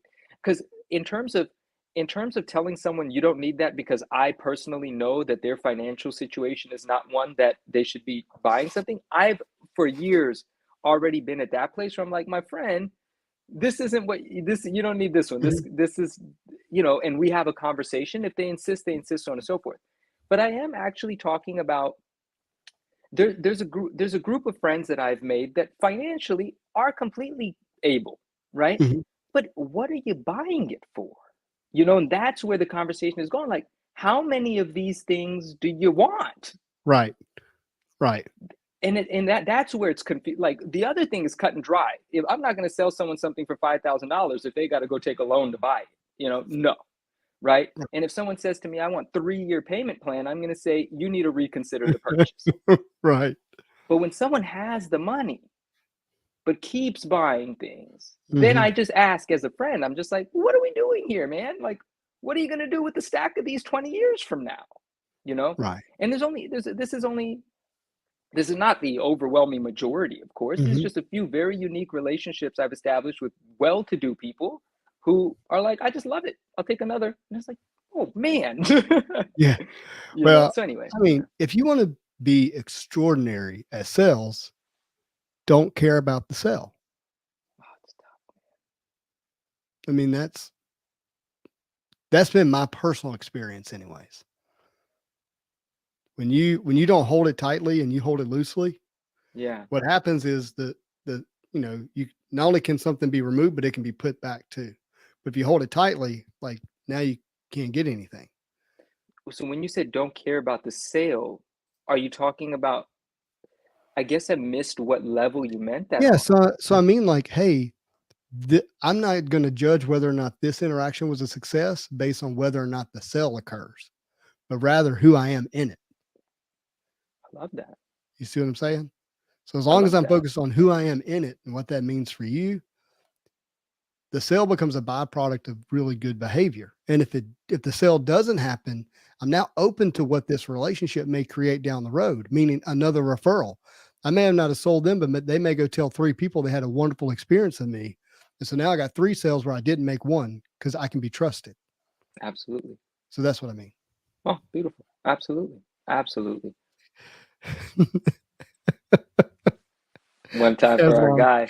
Hello, cult leaders. I am here to serve the Illuminati. Has to happen. Has to happen. My friend, welcome. Welcome to the circle. Welcome. Derper Derper Do says, I got a lot of repeat business and friends that lead to referrals that way. Yeah. Yeah. Yeah. And good evening, Derpa. How are you? Oh, Pokenomics is in here with us. What's going on? Yes. Hello, fellas, he Hey, says. Hey, nice my to see friend. you. I hope you're having a wonderful evening. I hope the year is off to a really good start for you. Wonderful to Right. see you. Manuminati is everywhere. I don't, for Rivalry 7 years I says, kept it a secret, and now here we are. I hope it here we becomes a are. real thing. He says, I collect sports jerseys. I am in communities with people that also collect them. Some of the larger collections are north of 1,500. Wow, like Hmm? 1,500 jerseys. You can't even wear all of them in 5 years. Yeah. The why are you buying them is an important question. It says, I also love the way you both advocate the curation of a collection, that it's an ever changing, evolving of your focus in that particular hobby. So I Mm, actually want to speak to this a little bit because I think about this often. And my wife, my lovely Miss Spidey, Jamie, speaks about it often. She goes, Justin, your room is never finished. I'm always right. working on it. And she's not wrong, and it's not going to reach a finished state. Like I am, and I'm very content with that. In fact, I'm looking forward to that. And but for her, she likes to have things finished. Like everything's in its proper place, right where it's supposed to be. It's not going to move again. Mm-hmm. And Yeah, yeah. I think as someone who went to 7 different schools by the time I finished ninth grade, we were always moving, always moving, always moving. Like I don't think I ever thought of my home or a room as a settled place. It was always just another canvas. Like, oh, I'm going to be here for a little bit. I've got a canvas in this room. I can make it my thing, and then we're going to leave, and then I'm going to do it again somewhere else. And is that I actually enjoyed that experience of, you know, designing the space It's every time we incredible, moved. actually. And so I think that's one of the reasons why I like the hobby rooms. And I'm constantly like, can you see the Galactus back there? No. Yes, yes, yes. So Yeah. that Oh, that's not where it was. It was in a different, you had a different set of well, I area got for it. 2 Yeah. now. Oh, that's right. You did it. Yeah, yeah. You did a thing. That was Spider-Man. Last week I had the best time taking all those down, all those Spider-Man down. That's why I have these, standing right here right now, and putting up the Galactus. You know, but I think that's part of what I enjoy about collecting is that you constantly being able to change and maneuver, and it's never really finished aspect of it. I I can appreciate elements of what you've said, Mm-hmm. and but I can probably appreciate more of what your wife sort of likes. Mm-hmm. But that has to do with a couple of other things. Like you are um, a taker honor of all kinds of things. Mm-hmm. Let's travel, let's do, let's just boom. You're and me. I'm a more like that's working. Let's not revisit that again. Right.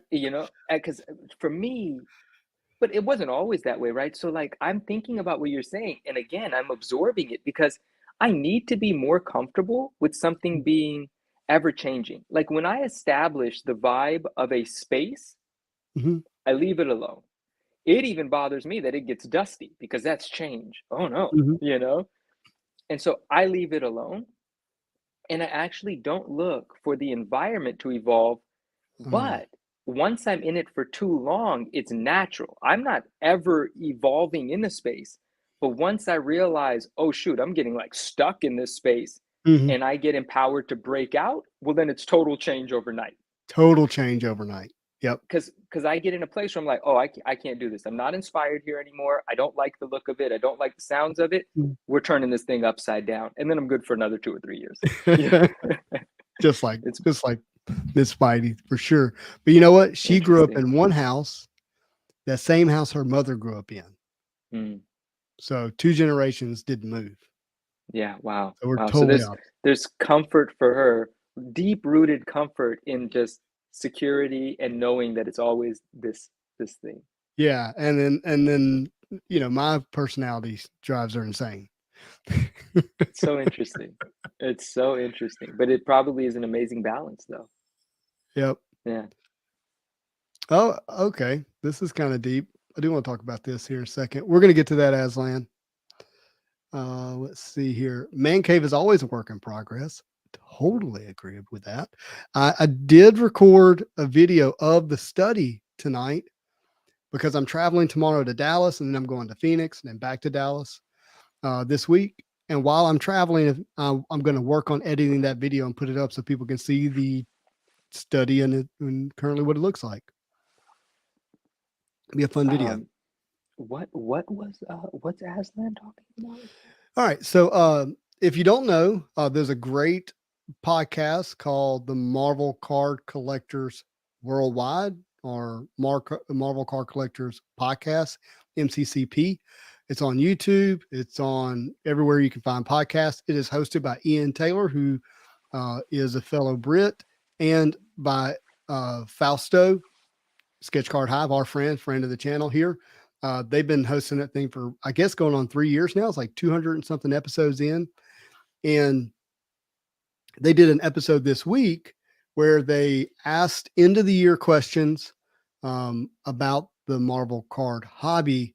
And after getting those, after asking those questions, they discovered or talked about people who are quietly quitting the hobby because they don't like where Marvel cards are today, where the hobby is today. Gingy's quitting the hobby? No, not Gingy, not Gingy. But Oh, in that conversation, Ian Taylor, who cares deeply about Marvel card collectors, very specific Marvel card collectors, said that he was not a fan of the hashtag Marvel cards baby because of what that entails or what it entails for him, which was the hobby was about, a group of people who were building collections and character collecting and doing it kind of quietly. There wasn't any public show about it. And then 2020 happens, 2021.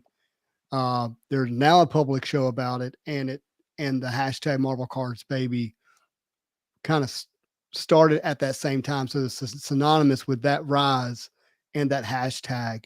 And so he said he wasn't a fan of that hashtag. And he's also not, a fan of some other things that go along with it. And I don't want to listen to the podcast so you can hear exactly what Mr. Taylor had to say. But I think for people who care and feel for Gingy, they took that as a personal, assault to Gingy directly. They never mentioned Gingy by name. I think both of those guys have been on his channel. I think they do care for him. But I can see how people feel that way. so what Ian, and again, I don't know Ian personally. I haven't had these Mhm. conversations with Ian. I haven't listened to the podcast, but it sounds like what Marvel Cards Baby represents. Like, he Yeah, doesn't. overhyped, I overpriced, I that get kind it. of I stuff. I feel bad for the hashtag personally. I love that. It's like, Aslan said, I feel bad for Gingy. I feel bad for the hashtag being thrown under the bus. Yeah, What the hashtag do? I love the it has hashtag. nothing to do. Yeah, I've noticed that no one's really using it though, and so that made me sad for it. I yeah. realized that recently, like no one's really like running with it, which is fine. It doesn't really matter. But I love Marvel Cards, baby. Oh, Mhm. It was I used the hashtag early on, and what it represented for me was like, hey, we're all finding it again. It was lost to some of us in our adulthood, and man, it's coming back. It's fresh. It's we're getting back into that thing we once enjoyed and loved, and and then people started using it for kind of a hype machine. Ryan, did you really think that's what it meant? Like it meant that you were like new to Marvel Cards? Because it's meant like Marvel Cards, baby. Like yeah, Yeah. it's meant like that. But that's very funny. I never thought of it that way, but I can see it that way. You know. My wife Um, just texted me that there's an owl outside, and she sounds amazing. awesome. Owls are dope. Ooh. They are dope. They are dope. I wonder if I can find this. So I actually have a video. I don't know if I can. I'm not gonna be able to find it and play it. I'm not gonna. But of the first time Steve Aoki said Marvel Cards Baby, he was not a fan. Yeah, It's actually funny though. It's, he was not a fan. um, Oh, yeah, I'm you not gonna be told able me to do that this right already. now. Yeah, you told me something about that.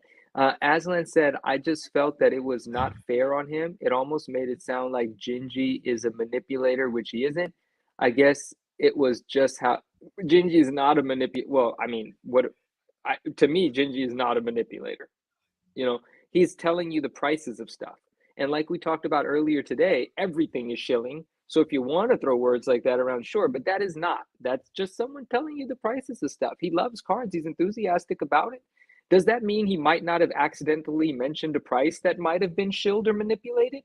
Maybe, but was he involved in that? Most likely not. So yeah, I wouldn't blame Gingy for it. Gingy has a lane and he has an energy for it, and it's him.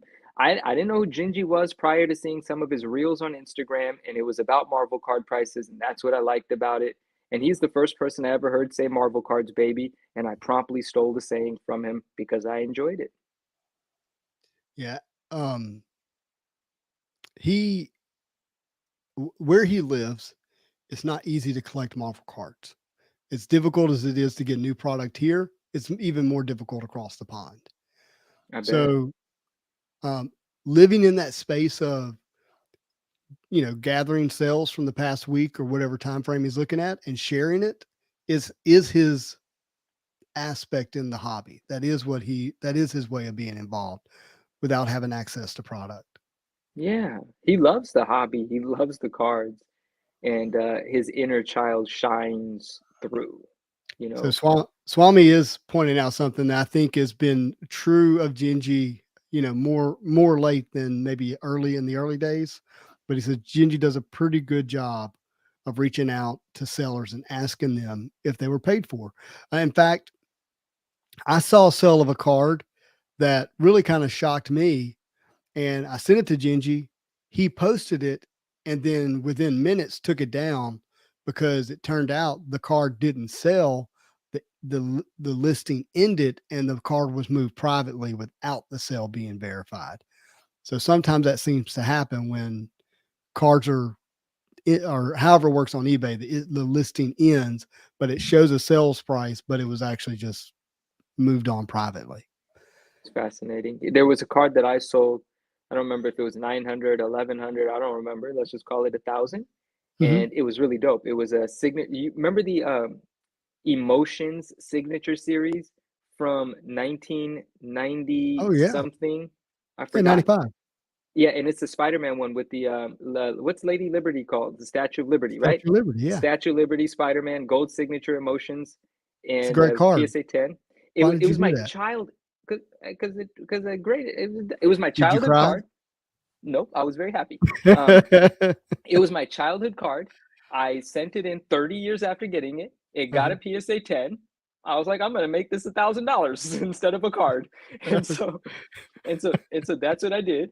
And then Gingy messaged me and said, "Did this sale go through?" or something of that sort. Yeah. You know, or how did he know it was me? I don't remember, but we got in touch in the DM and he confirmed that it was paid. So yeah, Whatever your name is on eBay, people are quickly associating you. it's not. My name is not the same on eBay. Interesting. Wait, Okay. yeah. So how do they Did know? you? I don't. Oh, you know what? Oh, because I put it in my story that I sold it, and he probably saw that. He's like, Okay. "Oh, this Got it. was your sale? Cool." I needed to verify. I needed to verify that. It was that. It was that. I think. Charles says Gingy is the man. He fulfills a want in the Marvel card niche. People always find ways to complain about anyone.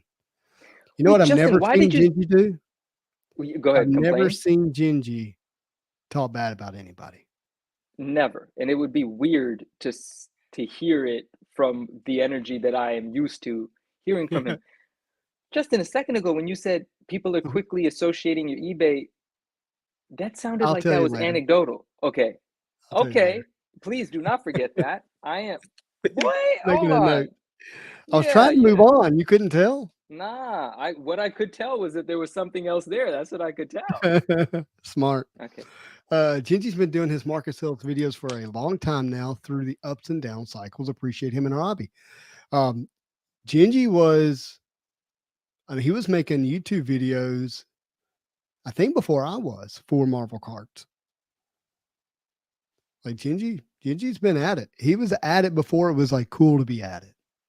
I thought Gingy was famous. The first time I saw him, like on a reel, Yeah. I was like, look at this famous guy in Marvel cards. I He thought he should was a be. star. He should I'm be. yelling. I'm sorry, friends. I apologize. Hope it's fine Whatever on you your got in that speakers. cup. I can't tell nobody. It's funny. No. So Marvelous Pack says been subbed to him, Justin, and Josh as first Marvel card YouTubers.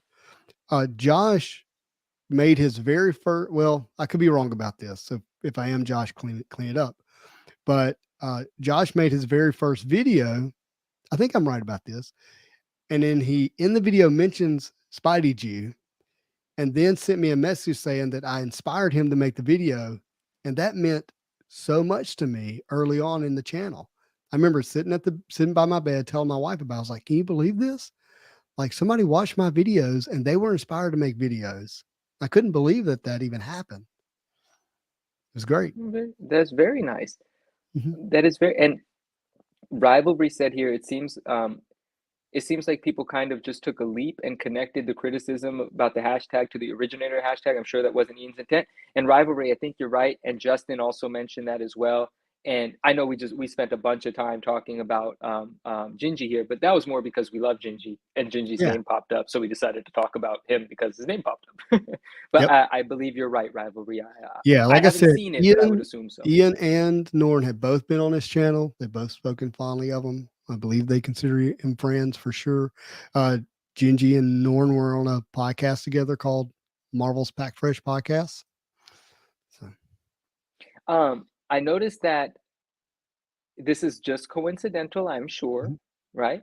Not saying anything more than that. I just thought it was really fun to notice that we had a group conversation here on the channel that Neil was a part of one day, and I was like, Neil, I think you're moving the needle on this SGC stuff, and he just did a gem rate video the other day, Yeah. and SGC has beat PSA and beat Beckett and second in line with cards graded next to PSA or growth in how many cards are submitted or something. But fascinating, it does have something to do with the promotion they were running, where they said if you're grading these certain Star Wars cards, there's a certain promotion, and then they were like, they had an influx of them, so that probably popped it a little. But I just thought that was funny, Yeah, I that was like, is oh funny. There's no doubt yeah, he moved the needle. He's he got, did, he definitely did. He's a modest man. I mean, was it 12,000, 13,000 subscribers, something like that? And Yeah, oh yeah, some, yeah, yeah, substantial.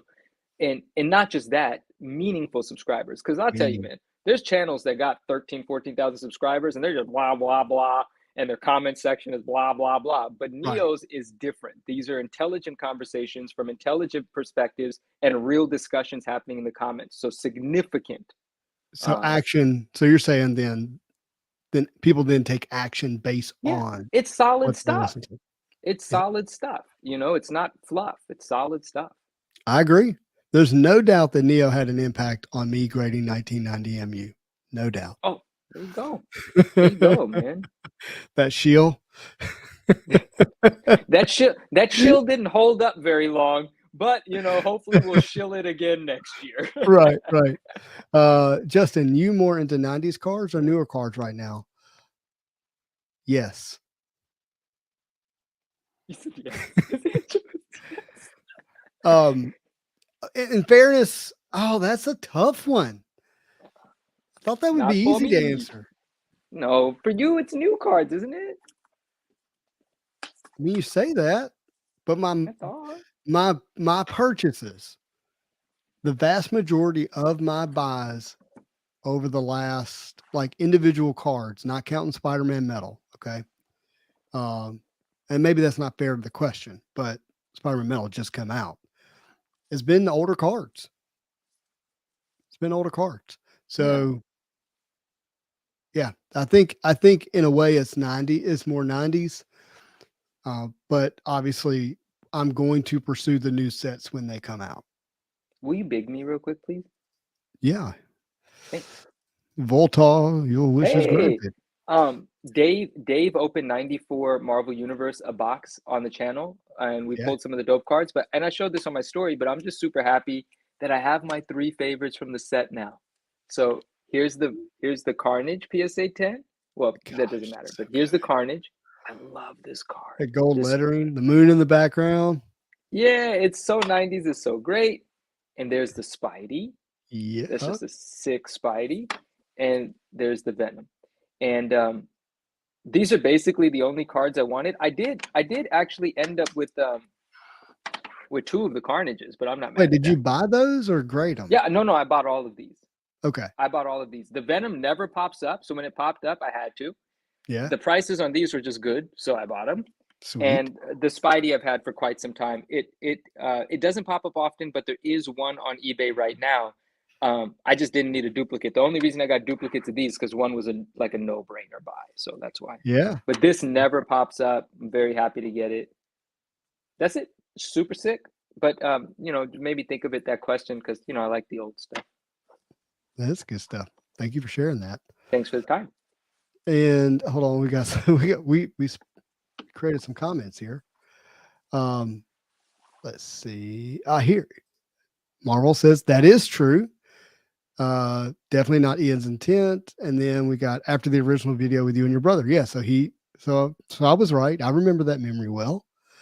It was a video, from February 2021. And Charles says Neo influenced and created the mass grade of 90MU. LOL. Destructive says, didn't Marvel's Pack Fresh get heat for talking about certain cards back then? Also, with more education and interest in the shush, don't tell, collectors will slowly fade. Here's what's interesting. When you talk about Marvel's Pack Fresh podcast, there was, how do I say this? I don't know that I remember like very specific heat, but I definitely remember as a group people telling us not to talk about certain stuff because they didn't want people to know about it. I definitely remember that. They were like, hey, since Marvel Cards is being discovered, please don't talk about this set yet. Please don't talk about that set yet because we're still chasing it. We don't want people to be buying it up. There were people trying to, well, I do remember having those kind of conversations. Sure. With more education and interest, the shush, don't tell collectors will slowly fade. It's inevitable. Mm-hmm. Aslan says Neo's a great value. I tune into his stuff every day. Yeah, definitely. Doom Card, what up? And dude, he said the problem with giving specific information is that there's always someone to exploit it. And this is something I think about often.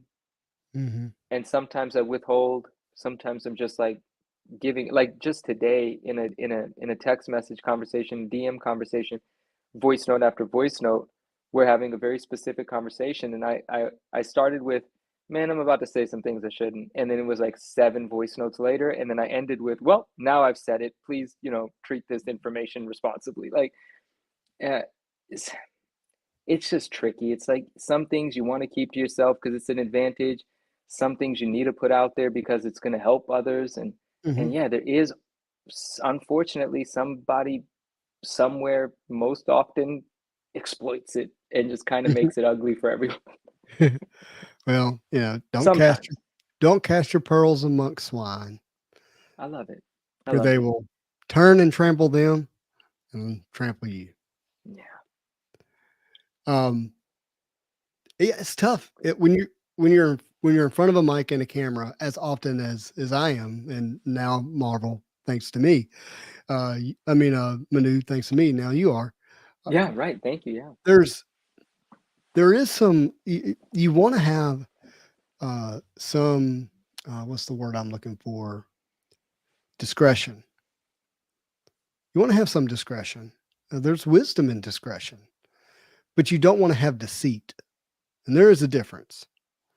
When you're deliberately withholding information to try to make somebody believe something else, Yeah. that's Yeah. Yeah. wrong. Yeah. Yeah. But Yeah. when you're having discretion because it's wise and you don't want to damage someone or even damage yourself, that's wise. I agree. And now some people will say your discretion, they may label it as deceitful because you're keeping it in the dark, so to speak. You have to make those decisions, but don't be deceitful. Yeah. You have to make those decisions. And I mean, oftentimes if I'm in that situation, like I challenge myself to make the right decision, right? Because Mhm. ultimately my reputation means more to me than anything else, right? So if I Yeah. lie to someone and get them to spend X dollars and it's not worth X dollars, that's going to surface. It's not going Yeah. to it's not just going to magically work out. They're going to realize they got screwed when the next one sells for whatever less, you know? Watch me Discretion is say. 9/10 of the law.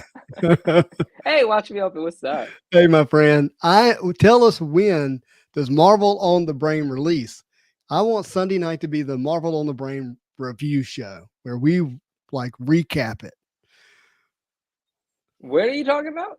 No, what What? you didn't ask me if we can do that. What happened? I was It's a game confused. show. It's a Marvel on the Brain, the game Marvel show. on the Brain, the game show. Tell them It's what good. they won. Yeah, it's gonna be fun. They've already recorded the first episode. I've heard wonderful things. West Definitely got to Coast, you're make sure right. you tune in. West Coast said people didn't know who Todd McFarlane was until he started saying "See Todd, by Todd." Dude, you're right. No one, Um, dude, you come on. Todd owes you a thank you, my friend. and that is an example of deception. Todd Mc what now? Todd Mc what not? Friday, January 20th is the premiere of the episodes. If you're not following Watch Me Open on YouTube, go subscribe, hit the notification bell because you're not going to want to miss that show. And I'm not shielding his channel. I'm not deliberately hyping it up, and you're not going to get a thing of value. There really is value there. He takes a great deal of pride in the content that he puts out. I think you're going to enjoy it. Well, don't let me glaze over this. I didn't know you were actually talking about Watch Me Open's show. Yeah, I so didn't he did it last year, but it was live. So when you do things live, you have the in glaze your over, gloss like over. let me say it another way. Watch Me scripted, made up the questions, hosted, did the production, did the audio, kept the participants in line all while it was live. Okay. Well, now they're doing it's recorded, and there's going to be more of a production aspect to it. So it's going to be more enjoyable to watch from a sheer entertainment value standpoint from what I'm expecting. And that first episode would be the 20th. Think about a game show that features Marvel cards and Marvel collectibles, Marvel comics. It's going to be fun. Fun. I would lose, but it sounds fun. I have to ask all of our friends a question. Do it. And it's something that I haven't been able to let go of all night. I am in a position, my friends, where I know things that the greater community doesn't know. And people are spending a great deal of money based on what they do know. And it's not even 75% of the story. If I come public with certain things, I'm shooting myself in the foot and I'm ending some relationships. Now, one thing that's true about me is I do not care about ending relationships. Me being the sort of person, Except for that's this. different. We're family. Me being the sort of person that cares about how much what someone's relationship might be worth, that's over. I don't care. I am me, and I only care about what I can do for myself. But I'm in a position now where I can share some information that's going to help people.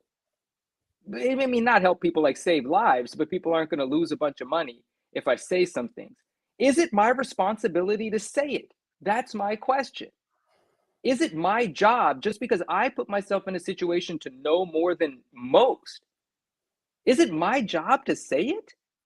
Are you your brother's keeper? Do you know what that's from? I don't know what it's from, but I've heard the saying, brother's keeper. Yeah, Genesis chapter 4. Well, Cain yeah, I kills wouldn't have known Abel, where it came from. Yeah. and he's like, "Where's Abel? Am I my brother's keeper?" Well, the answer is yes. We should take care of our brother. We should care for him. Yeah, New I Jack do City. care. It's just, man. Watch Me says the Bible. Turpadu says New Jack City. I did not get it from New Jack City. But so look, it's a great question. Are you responsible for people's poor decisions? But it's Because they not even won't that they're do their making own. poor decisions. They're making decisions based on what they think they know. They don't know what they don't know. And I happen to be in a Here's position to know it. here's where I think, and maybe I don't know what you're talking about, but I think I do. Here's where I think it's different for you than for others. This information isn't researchable. No, at the moment it's not. No, It's not. And so it's not. I think that does make it different. And I will say this, and this is something that's been kind of I'm still learning it. What I'm about to say, I'm still learning. The platform that has been created by virtue of the channel does create a different responsibility, especially if it's connected to something that you hold dear and is connected to your brand. Yeah. Does that make sense? Yes. So in that vein, if that's true, it's connected to you, you're associated with it, you have a platform, and you know something, then yeah, I And think I've been people could. alluding, I've been saying it without saying it, but I it's know. like, sometimes people just think I'm writing poems for no reason, It's like, I'm trying to say some stuff, uh, man. uh, Oh, I might just be super direct and burn some bridges, whatever. bridges are for going backwards. Got you. Oh, I'm really enjoying the chat right now. Manu, tell me, I will tell everyone, and you don't have to be involved. I love burning bridges to be the loud guy. oh, we both love burning bridges then. West Coast, we might have to come together and just share the news with everyone together. Ryan says, with great power comes great responsibility. Yeah, it's true. And I am here to serve to a certain extent. I will say I really appreciate Venom here. He says, if it will help me get Venom cheaper, you need to share the good of the world. And actually, go ahead. No, well, I was just going to say, no, it won't. This actually inadvertently makes Venom stuff more expensive. More expensive. Yeah. Here's what's tough is knowing what the information will do. Like there have been times where maybe I've had some information. I'm like, I don't know that's actually going to help the hobby. Let me give you some examples. I know of and have been associated with really high sales for Marvel cards. Right. If those sales would have been made public, it would have resulted in more high sales or people paying more for Marvel cards. And I don't know that I really wanted to be a part of that. You see what I'm saying? So I was like, and it was one of those things where people were going to have to take my word for it because I wasn't going to get access to people's bank accounts. Right. Yeah. To show where the money went in and out, and they were not on eBay or any possibly verifiable place. And so I was like, I'm just going to keep those things quiet. Yeah. So it goes both ways. Excuse me. Man, it's really interesting, and I care about our friends. I care about anybody. I think Symbiote said here. He said, "I think if someone asks you directly, why not, right? But I don't know if it's your duty to share it openly with everyone for the same reason you mentioned earlier. There are some who will use it for evil, and Symbiotes by nature. You're absolutely right. Like anybody that I speak to, like on a personal level, I usually just let the floodgates open. But yeah, so I agree with you completely. What did Watch Me Open say? He said, "Guys, I'll break the news for Manu. Todd McFarlane." Oh, I don't even like saying that's why he has an you guys read it here. You see it here. That's he's a simulation. I wish Todd the longest life, longest, healthiest, happiest life. Yeah, that's fun. I knew a joke was coming. Just I'm so caught me off guard. tempted to speak in a Todd voice, but I'm not going to do it. I Todd need to has a very practice off unique camera. delivery and voice. Yeah, it does. Anyways, we're not going to do that right now. Sounds like a great power, great responsibility conversation. Peter Parker didn't choose his powers, but he chose to be Spider-Man. Absolutely one of the greatest lines in all of moviedom. I mean, that line was so good. The responsibility line, not this exact one. No, I love this one. Peter Parker didn't choose his powers, but he chose to be Spider-Man. He could have done anything with his powers. Oh yeah, correct. He could have become. He could have said, "I'm going to be a star quarterback." Yeah. I'm going to be an NBA player. I'm going to be. He almost did it, a famous wrestler, right? Like. Yeah. But he chose to be Spider-Man, and that's pretty special. Speaking of. So I threw someone for a loop the other day, or I think it was yesterday. I was like, Wizard Magazine means more to me than AF-15. They're like, what? And I was like, how is that so hard to imagine? I was there with Wizard Magazine. I was not there in 1962. I know the historical significance of it, but I don't have an emotional attachment to it. It was very simple for me, but it was like, no way. It's way more important. I was like, it depends on what important is, Like, is it a better investment to have an AF-15? Probably. Right. Or, well, maybe not. If you bought it last year, you're down 30 or 40%. But you know what I mean? Long term, it's an AF-15. But emotionally, I wasn't there. Cornyliciously says, I'm really confused, but also spilling the tea can be fun. Spilling the tea can be fun. It could also be addicting. It's just, it gets messy, man. It gets really messy. It's so nuanced. Yeah. If you do it for the flesh tingling, that's what I call it, impact that it has, then that's not good. Corneliously, not cornyliciously. Corneliously. Gotcha. It Thank- says, but that's all right. Thanks. Uh, I'm lucky it came out that way, to be honest with you, but I appreciate it. All You right, know, West the Coast says, reason we went with corneliciously on this here is because we love dad jokes, Justin and I, yeah, and we do like, we do corny pretty well, corny. Justin Yeah. and I. I'll speak for myself, maybe Justin agrees, but I do corny, I do dad jokes, so that fit for us. That's exactly right. Uh, Manu, why the chicken cross the road?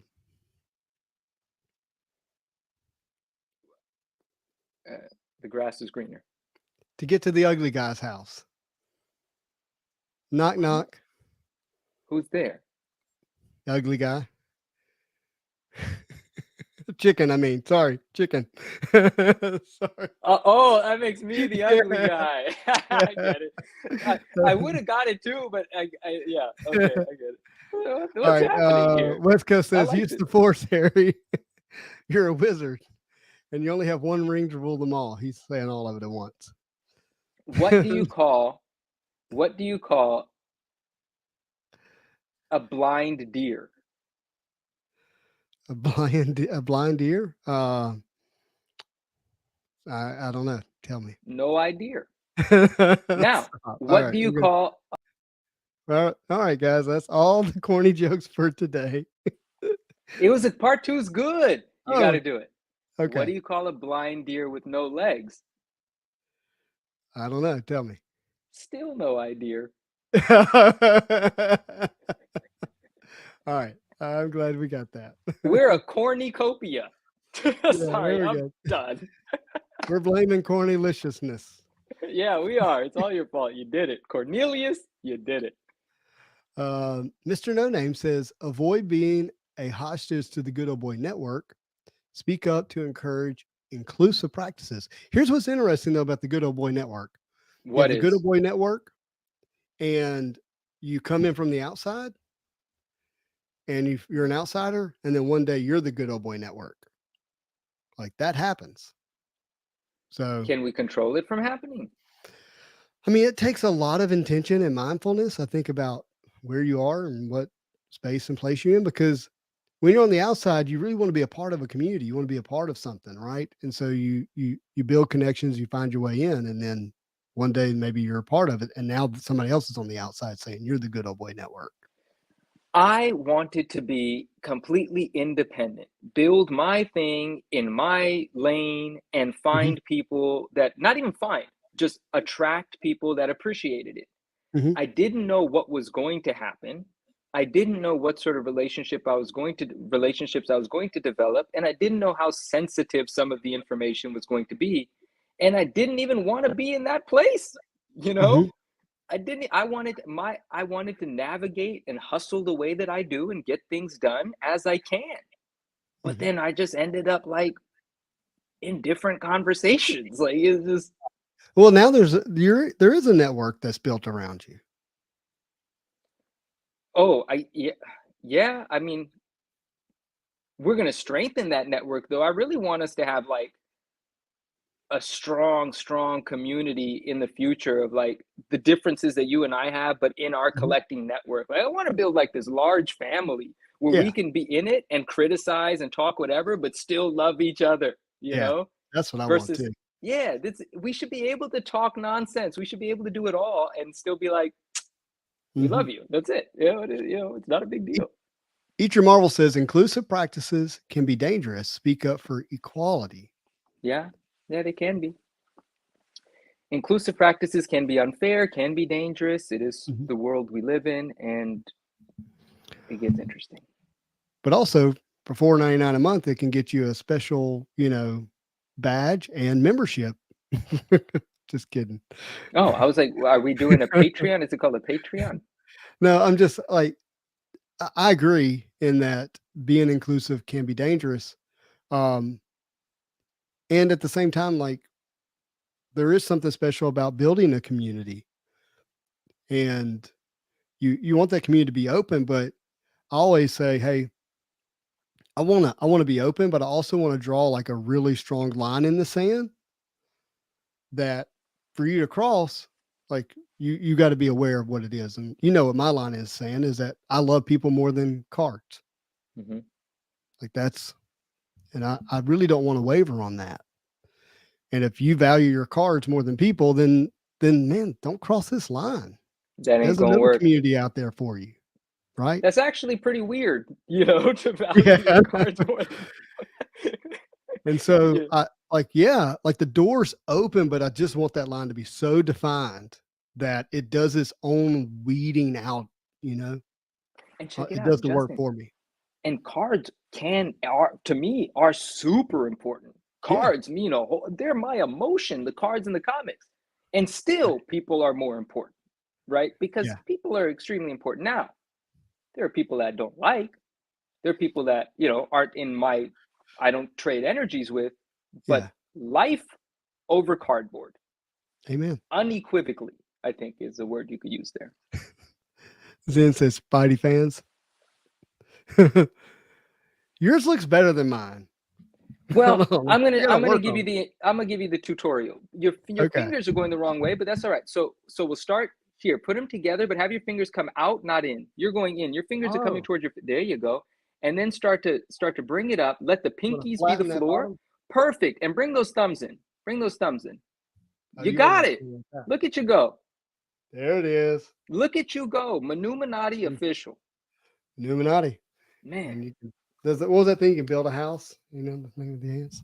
I don't know about that one. Never did that as a kid. I'm No, not gonna do dad it jokes and Manuminati. That's all you get here. And a either. wizard magazine or two. That's right. Yeah. Been doing Marvel Snap Spaces on Twitter. That sounds fun. I didn't know you played Marvel Snap. Marvelous Who said Pack. that?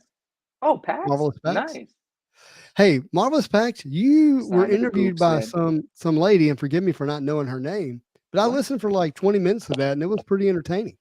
Who interviewed you? And what was the interview? Who interviewed you?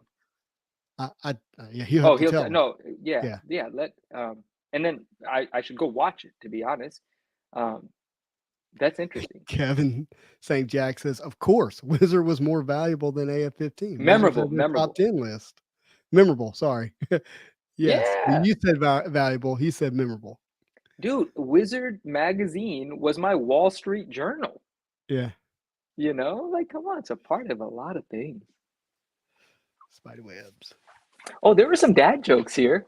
I was God, avoiding them, but okay, we'll go back. I'm so tempted. Let's just. What Okay, do you call a blind dinosaur? did he drop the answer, or we got to play the game? I don't know. I think he wants us to answer. All right, try it. You go.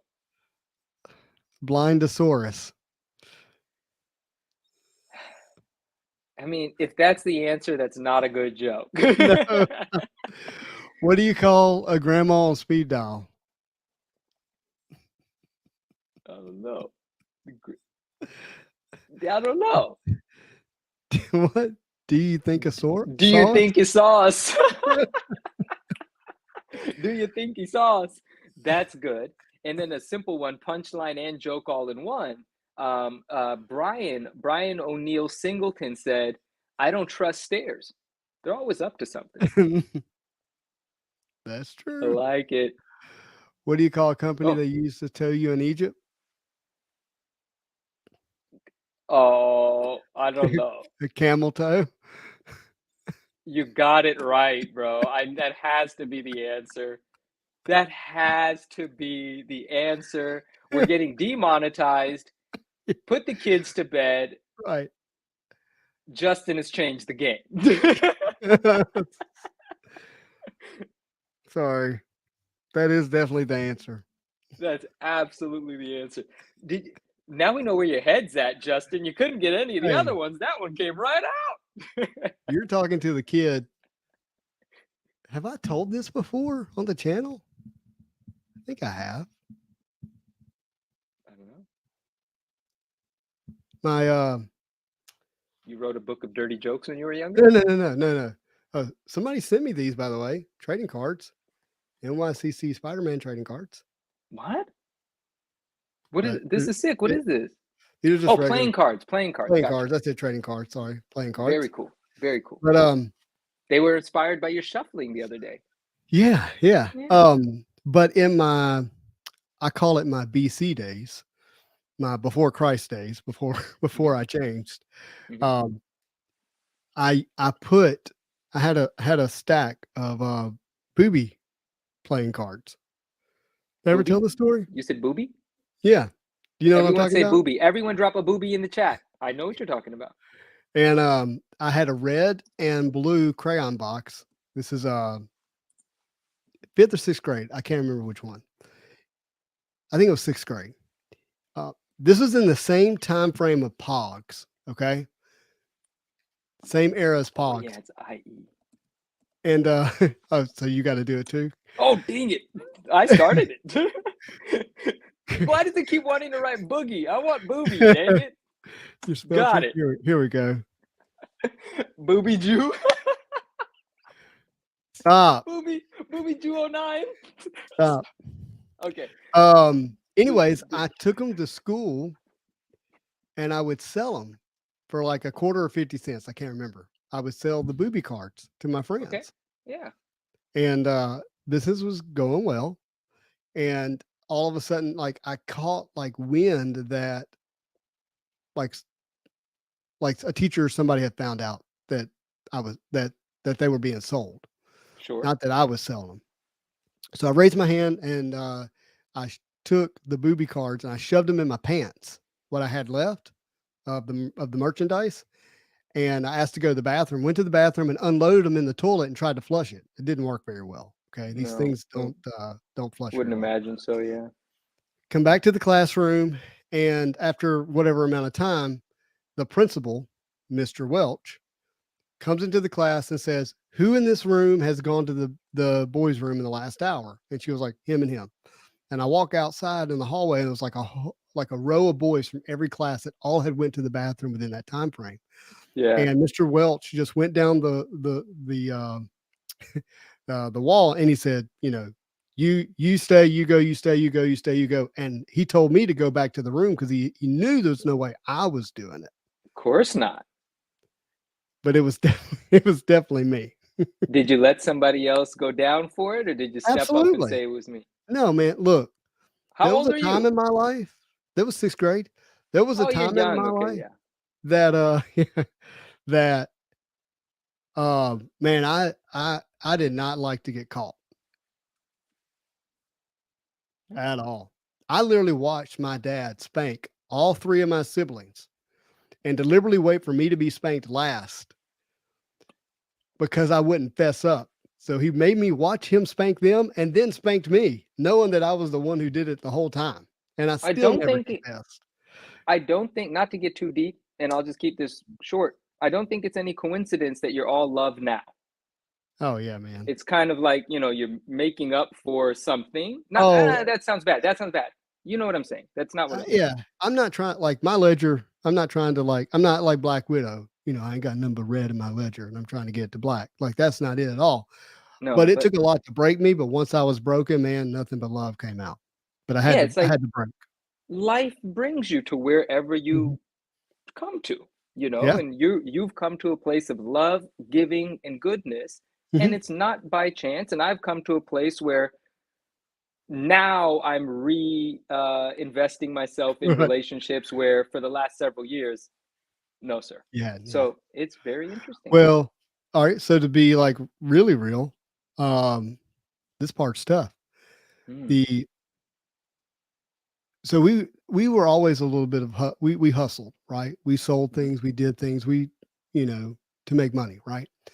Um, we got I'm using we because I'm including my brother in this to some degree, but we got access to a box of dirty magazines, and we would sell those at school. mhm, And the last person I sold one to died like 2 weeks later mm, on a jet ski accident. He was being pulled, not jet ski, on a skiing accident. He was being pulled behind a boat, released the rope, and was going into the bank, like on a slalom ski. yeah. And when he went down into the water, a stump had a limb and it stabbed him right through the chest, killed him.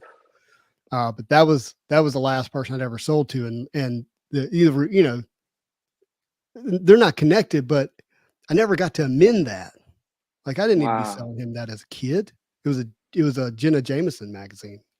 our magazine with Jenna Jameson in it. Yeah. And so, yeah, like I have things that, I definitely regret. I'm very grateful for forgiveness. For Yeah. without it, I wouldn't be here, who I am today. I'm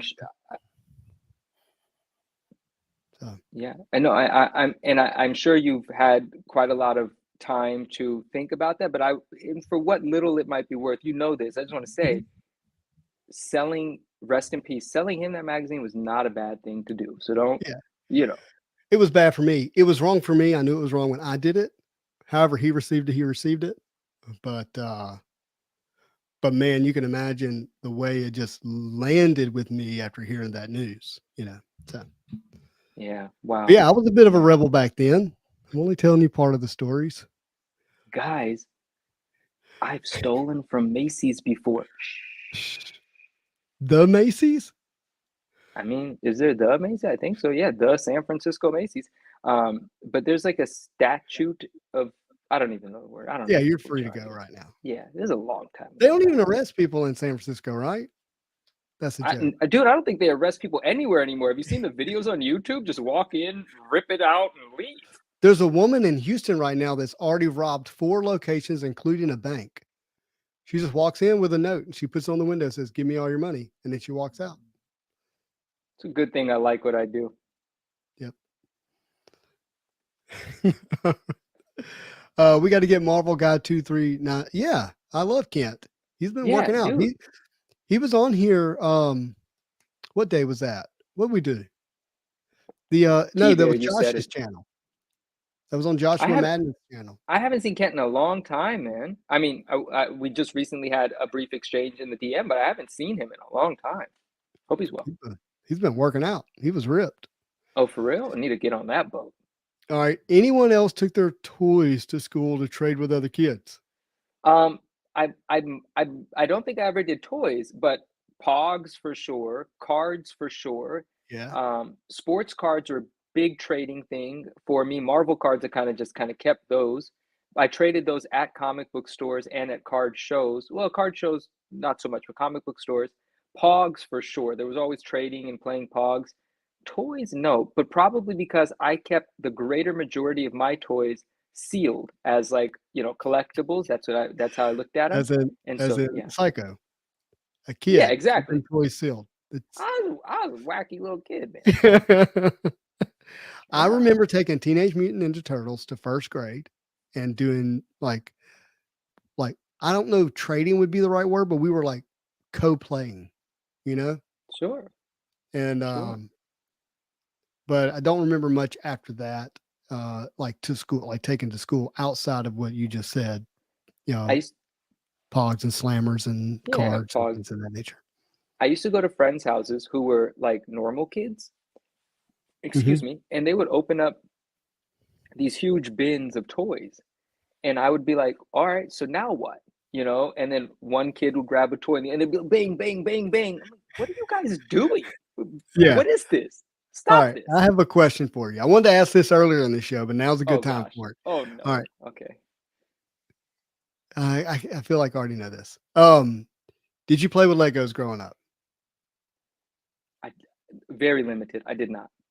I didn't. Not at all. Okay. Very limited. There were Legos in my youth somewhere, but no boom. Yeah. Because I remember like Legos are expensive. Like, and they were, to me as a kid growing up, that was like a real luxury toy. I played with science stuff. My thing was going to the Connects. science. No, like actual, what are they called now? Microscopes and stuff like that, and Oh, learning about energy and like things like that. One of the most fascinating things to me was to go to the Lawrence Hall of Science in yeah. Berkeley and look at the dinosaur stuff, or go to a pond and look at frogs Mm, and tadpoles. And I remember slime stuff used to fascinate yeah. me, like it. So I didn't. Legos probably would have, but I never really got super on board with Legos, even though I love them for a weird reason. I never was Yeah. like completely We're there. coming back to Legos. Mr. No Man says, since we're coming clean, I stabbed a man in the heart. There were horses and a man on fire, and I killed a guy with a trident. Appreciate Dang. Appreciate you coming clean. Well, here's why I ask, because I remember going Exploratorium, to Andrew, friends' for house sure. and you couldn't touch their Legos. Bug collector, yes. Like you couldn't, Whose Legos you couldn't you touch? couldn't touch them. Like I was so frustrated as a kid going and seeing all these really cool toys, and I Yeah. couldn't touch their Legos. I'm like, man, Oh man. Oh, uptight kids you had as friends. very frustrating. Yeah, they were certainly. Hello, we got a couple of questions here. Matthew was helping Kent. He was at his flat. That's pretty cool.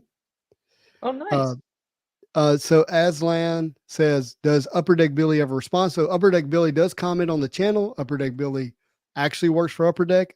The longest time, I thought it was like a spoof, just like Lamine James. His is it has Upper Deck logo. I thought it was like a spoof, but it's actually Billy from Upper Deck, and it's a real person with Upper Deck. So I made a comment, and I think Aslan saw it. I said, "Hey, let's connect. Let's see about getting you on the channel or something." He has not responded. Got you. Oh, what is this one say?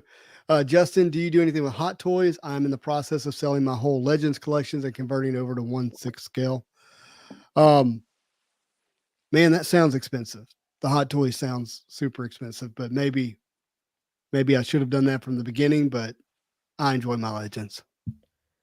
Derpa, now your comment. Derpa had a main comment, and then I was like, how is that a terrible story? The follow-up is the full story. So he says, so terrible story time. My friend Justin's dad worked for the post office and they were allowed to take unclaimed, undeliverable, unreturnable packages, and he brought home a box of Kenner prototypes. We blew them up with firecrackers. I'm not God, saying what no. characters they were, but I could have retired early. No. Derpa, I'm going to piggyback off of that with a weird one. There were some young people that I knew back in the day. They used to take firecrackers and put them in snails, or snails have the shell, right? Slugs are Yeah. without, and they thought that was amusing. I was heartbroken for the snails, and I felt bad for the kids that thought that was amusing. That's my firecracker story. That's terrible. I'm going to save all the firecracker stories. Okay, I know you got some good ones. Well, because Underwoods. That's the tents on the side of the road. We worked those growing up. Oh, okay, Yeah. got you. So we Gotcha. did all kinds of I crazy thought you were stuff. going to tell me another one about the toilet at school. One day it was cards, the next day it was a cherry bomb. No, I never did the cherry bomb thing. Thank goodness. Not a mailbox or a toilet, huh? No, no. But I did. We would take the M16 firecrackers and we would unload the powder and put it all in one, and then Yeah. shove it in orange, and then leave the fuse sticking out, and then light it, and then throw it at somebody, Whoa. and then the orange would explode. It's Whoa. terrible, terrible, terrible. I only once ever threw eggs at people, and it was like it wasn't peer pressure, but I did think I was being cool because I was driving around with the seniors in high school. I was a freshman. It was Halloween, and Yeah. we're driving around. We're driving around, Did seniors. you So pay your I'm like electric trying to. bill? Yeah, this light. You can't trust this one over here. I'll tell you. Okay. Okay. and so and so I think I was out of the sunroof, maybe just being a complete idiot, Halloween night, and I'm throwing eggs. And for some reason, I pick this poor kid and it just hits him in the back of the head. I still feel Oh terrible. man. Like, it was just like, and like, I ruined the kid's night, man. Now he's got egg on Yeah. his head and he's out trick or treating. Like, don't be a butthead, guys. Do not be a butthead. I was a No, butthead that evening. don't Just do to be that. cool, still guilty about it. Off White Tim says, my wife bought me a hot toy tumbler Batmobile for Christmas. Best surprise ever. I'm also looking to get into hot toys now. See, that's what I'm afraid of. I'm afraid if I get a hot toy Spider-Man that I'll want all of them and I want to go backwards. And I think they're like 600, $800 or something like that. It's just a lot. It is scary story time. The mood is set. Yeah, the mood set. Is this okay with everyone if it stays dark? It's fine with me. Yeah, you're fine. Okay. Justin, are you coming to the west coast of Canada in February? Pretty sure I heard you mention that. The answer is You yes. are? I am. I'm going to Victoria. Whoa, lost you. I'm here. I'm here. But I don't think it's in February. I'd have to look at my calendar. But I think it's later in the year. But I am going to Phoenix this week in Dallas. If everything works out, I'm going to record some content at the Dallas Card Show Saturday. It's a timing thing. See if that works out. I am going to Culture Collision. Yeah, boy Collectibles. Yeah, Bo Collectibles. Says going to Culture Collision. The answer is yes. Got that booked. I need to finish booking some of that stuff though. I got my airplane booked. Hot Toys Classic Spidey was on sale for $200 over Christmas. Wow. That is the one that got me into them. You can get Hot Toys for around $200 to $400 most times. You're a bad influence, Venom Collector. But your picture and your name is perfect. So yes, Robbery is right. Going backwards collecting is the worst. And that is the worst part about coming into Marvel cards right now. Is the going backwards collecting. Like I say, it's the best and worst part. Well, it's because you got to spend all that money to try. You feel like you got to catch up for what you missed out on. Then you get it all. And then you're like, wait a minute, I don't want all this. I only really want these things. But you have to kind of go through that process to figure it out. And it's expensive.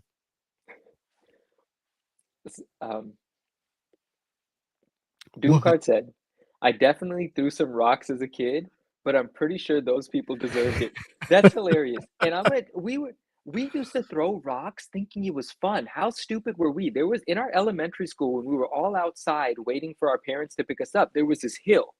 And there's two things you can do on this hill. You know, grab a piece of cardboard and slide down so that you muddy up your parents' car when you get into it. That's one thing you could do as a kid. You know, we're talking young elementary school. Or have a rock fight. And the advantage was for the people at the top throwing them down because that's how rocks at the work. high ground. Yeah. And that's how rocks work. That's like how they rocks do work. something. That's how gravity works. Things, you know? And so that was dumb.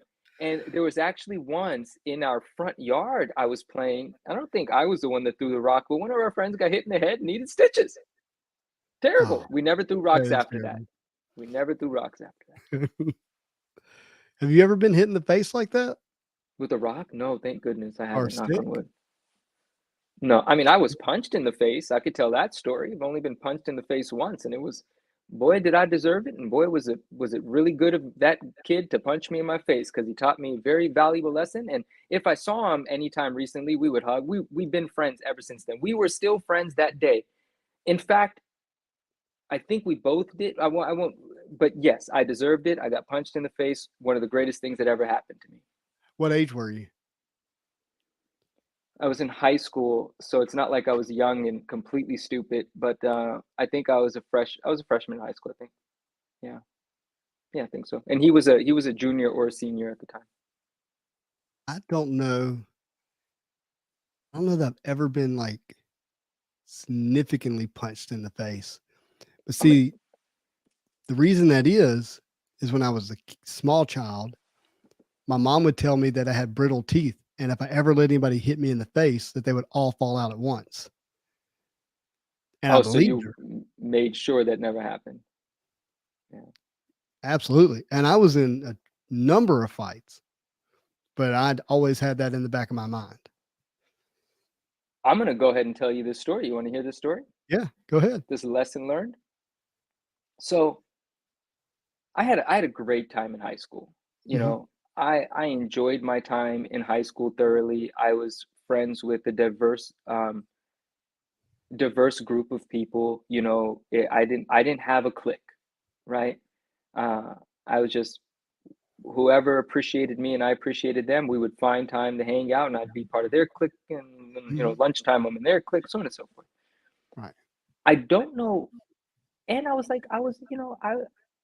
a reasonably polite young person. I wasn't stupid. I knew the difference between being mean to someone and not. But at a certain age, you don't understand certain dynamics. Like being rude is not actually cool, but around some people, you think rude is cool. It's showing that you're tough. That's just some stupid little kid. But I wasn't a dummy. It's weird. It's why it's so weird that I made this mistake that day. And so important that this person's older brother rectified the mistake the way that he did. I was in the basement of our high school one day. and there was a group of girls that were really nice to me. I had a Mm-hmm. really good relationship with them. We weren't super close, but we were always friendly. But this particular day, one of the girls was being super nice to me. And for some Okay. reason, instead of being receptive to it, I thought it would be cool to be dismissive. And I actually called her the B word Yeah. in the basement around a lot of people, embarrassed her. And for some reason, I thought that was big of me. Mm-hmm. That's just so disgusting. But it was misguided even then. Like, even at that moment, I was like, I don't know why I did that, but that's what I did. Yeah. I But mean, that, that was pretty yeah, popular in the music back then that I it remember. was, it's still very popular in the music, Uh, but I if you're can't not speak an to that. idiot, well, it is guaranteed. I mean, I'll let you know it is, right? And, Okay. but if you're not an idiot, you're not supposed to call somebody. Yeah. And so, especially a nice, well, you shouldn't call anybody that, but this was completely undeserving for me to say this. I Mm-hmm. don't know what I was thinking, but this young lady had an older brother who at that time was a junior or senior, I don't remember. Someone on the sports teams, a well-liked guy, not someone that's looking for trouble, Mm-hmm. not someone that I had a good relationship with for years and years. Even though he was several years older, we were in the same school system for a long time. Yeah. So one of my classes, history, English, I think it was a history class. This particular day, this is going to get really interesting, guys, and you'll see in a second. But this particular day, the class was over. I was the first lined up at the door to go out. I had two bags. For whatever reason, I had two bags, one on either shoulder. And as soon as I opened the door, like, our friend did some investigating, knew which class I was in. Because as soon as that door opened, full fist to the face. I So didn't get no knocked. warning. No, nothing. It was not a fight. It was I know where Manu's at, and I got to give him a good one because he said this to my sister. Right. So the door opens. I open the door. Boom, I get hit in the face. I didn't see anything. I stumble back, kind of fall, get up. It didn't knock me out. It could have. It didn't knock me out. No blood, no nothing, right? But like, wow. And then it's just commotion. The young man that hit me is not there anymore, but he's not a sucker. He's not a sucker. He would have stood his ground and fought me. He's not a sucker. This Mm-hmm. is just, he's not a fighter. So this was his way of saying, I have to do something. I have to defend the honor of my sister, but Right. I'm not this person. So that's how he took it out. And I don't blame him. But when I fell to the ground, I got up, the teacher put me on a chair, and she's looking at me and she says, can you see? Can you see? And I'm like, yeah, why? What are you talking about? This is going to get weird. You guys got to remember this, a long time ago. Certain things are trendy. Being weird was a little trendy as well. I had one white contact in one eye only Were you? because it was crazy looking. Was it like a Marilyn Manson thing? No, it was more a Wu-Tang Clan thing. If you remember, Okay. Method Man used to do this at that time. I vaguely. Vaguely. Mm-hmm. It was more that. But it might have been silver, it might have been gray, it might have been white. Regardless, it was odd looking because I have dark brown eyes, and this one looked like it had been She thought he had ruined destroyed. one of your eyeballs. Yeah, so she was like, "Can you see it?" I was like, "Why? What? Why? No, I'm fine. What happened to my eye?" And I was like, "Oh wait, no, I'm just an idiot, and I have one contact in today." Right? And so at this point, the principal catches wind of what's happened. The principal is a really good friend of mine. As human beings, we've connected. He was in my life for many, many years throughout the school system. And Yeah. we go to the office. My friend is already in. I call him my friend because he is my friend. He's already in there. And then I sit down and he apologizes to me, and I just start crying. And I start crying because I know this. I tell him, dude, I deserved it. Like, I was emotional Yeah. because I was like, man, I'm an idiot, bro. You, I'm glad you punched me in my face. And Oh, and good just for him. great lesson, man. And great guy, stand-up guy. I hope he and his sister, I hope they're blessed and doing incredibly well. But there's my story of getting punched in the face. Well, I'm glad your eyes are okay, but I Thanks, can't man. imagine you wearing one of those contacts. I won't pop up on the stream with one contact. Do you have photos of old Manu? I do. Um, yeah, I I have to do. see him one day. I'll show you. You, Yeah, I want to see him. I I'll want to show see you. him. Yeah. All right, man. Well, anybody have any other questions you want to ask us for tonight? If not, we're going to be wrapping this thing up. This has Where are we been on the time? We're almost 3 hours. Nice, very nice. Proud of I'm doing us. something called the Miracle Morning. So I'm getting up 1 extra hour early every day to do a variety of silence, affirmations, visualizations, exercise, reading, and writing. And I do that 1 hour early. And I need to be on the road at 6 a.m. in the morning. So, Whoa, okay. yeah, because I'm driving to Dallas. I'm going to spend 3 days in Dallas, and I'm flying to Phoenix. We're in January. I knew Yeah. about this. Yeah, Oh, it's all shoot. happening, man. All the reasons why we moved the show to Sunday nights really Oh, my happening. goodness. Safe travels. Safe travels, my friend. Yeah. Hold on, we got 3 more hours to go.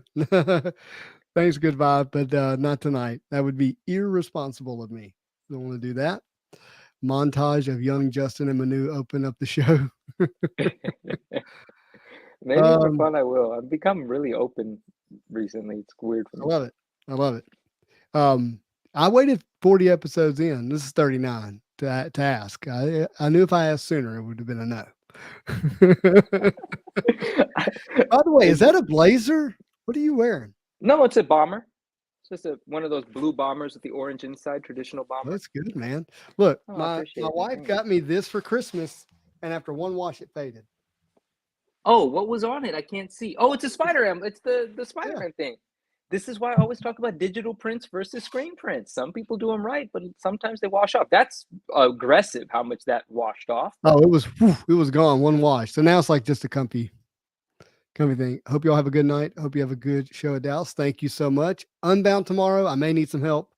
I'm going to be on the road. I'm going to attempt to be pulled over at 11 a.m. my time, 9 p.m. Pacific Standard Time. So we'll see if that works.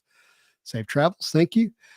And question, do you think UD will bring back Marvel Universe cards and the new Marvel Premiere set? Marvel Premieres happen, and those cards, those sketch cards have been done. I just don't know when the sets and the tins will be released. Marvel Universe, I don't know. I don't know. I actually don't know if they have that license, but they did do retro, which included Marvel Universe. Yeah, I guess maybe they do. So I don't know about that, but it probably would be in a retro set if they were to do that.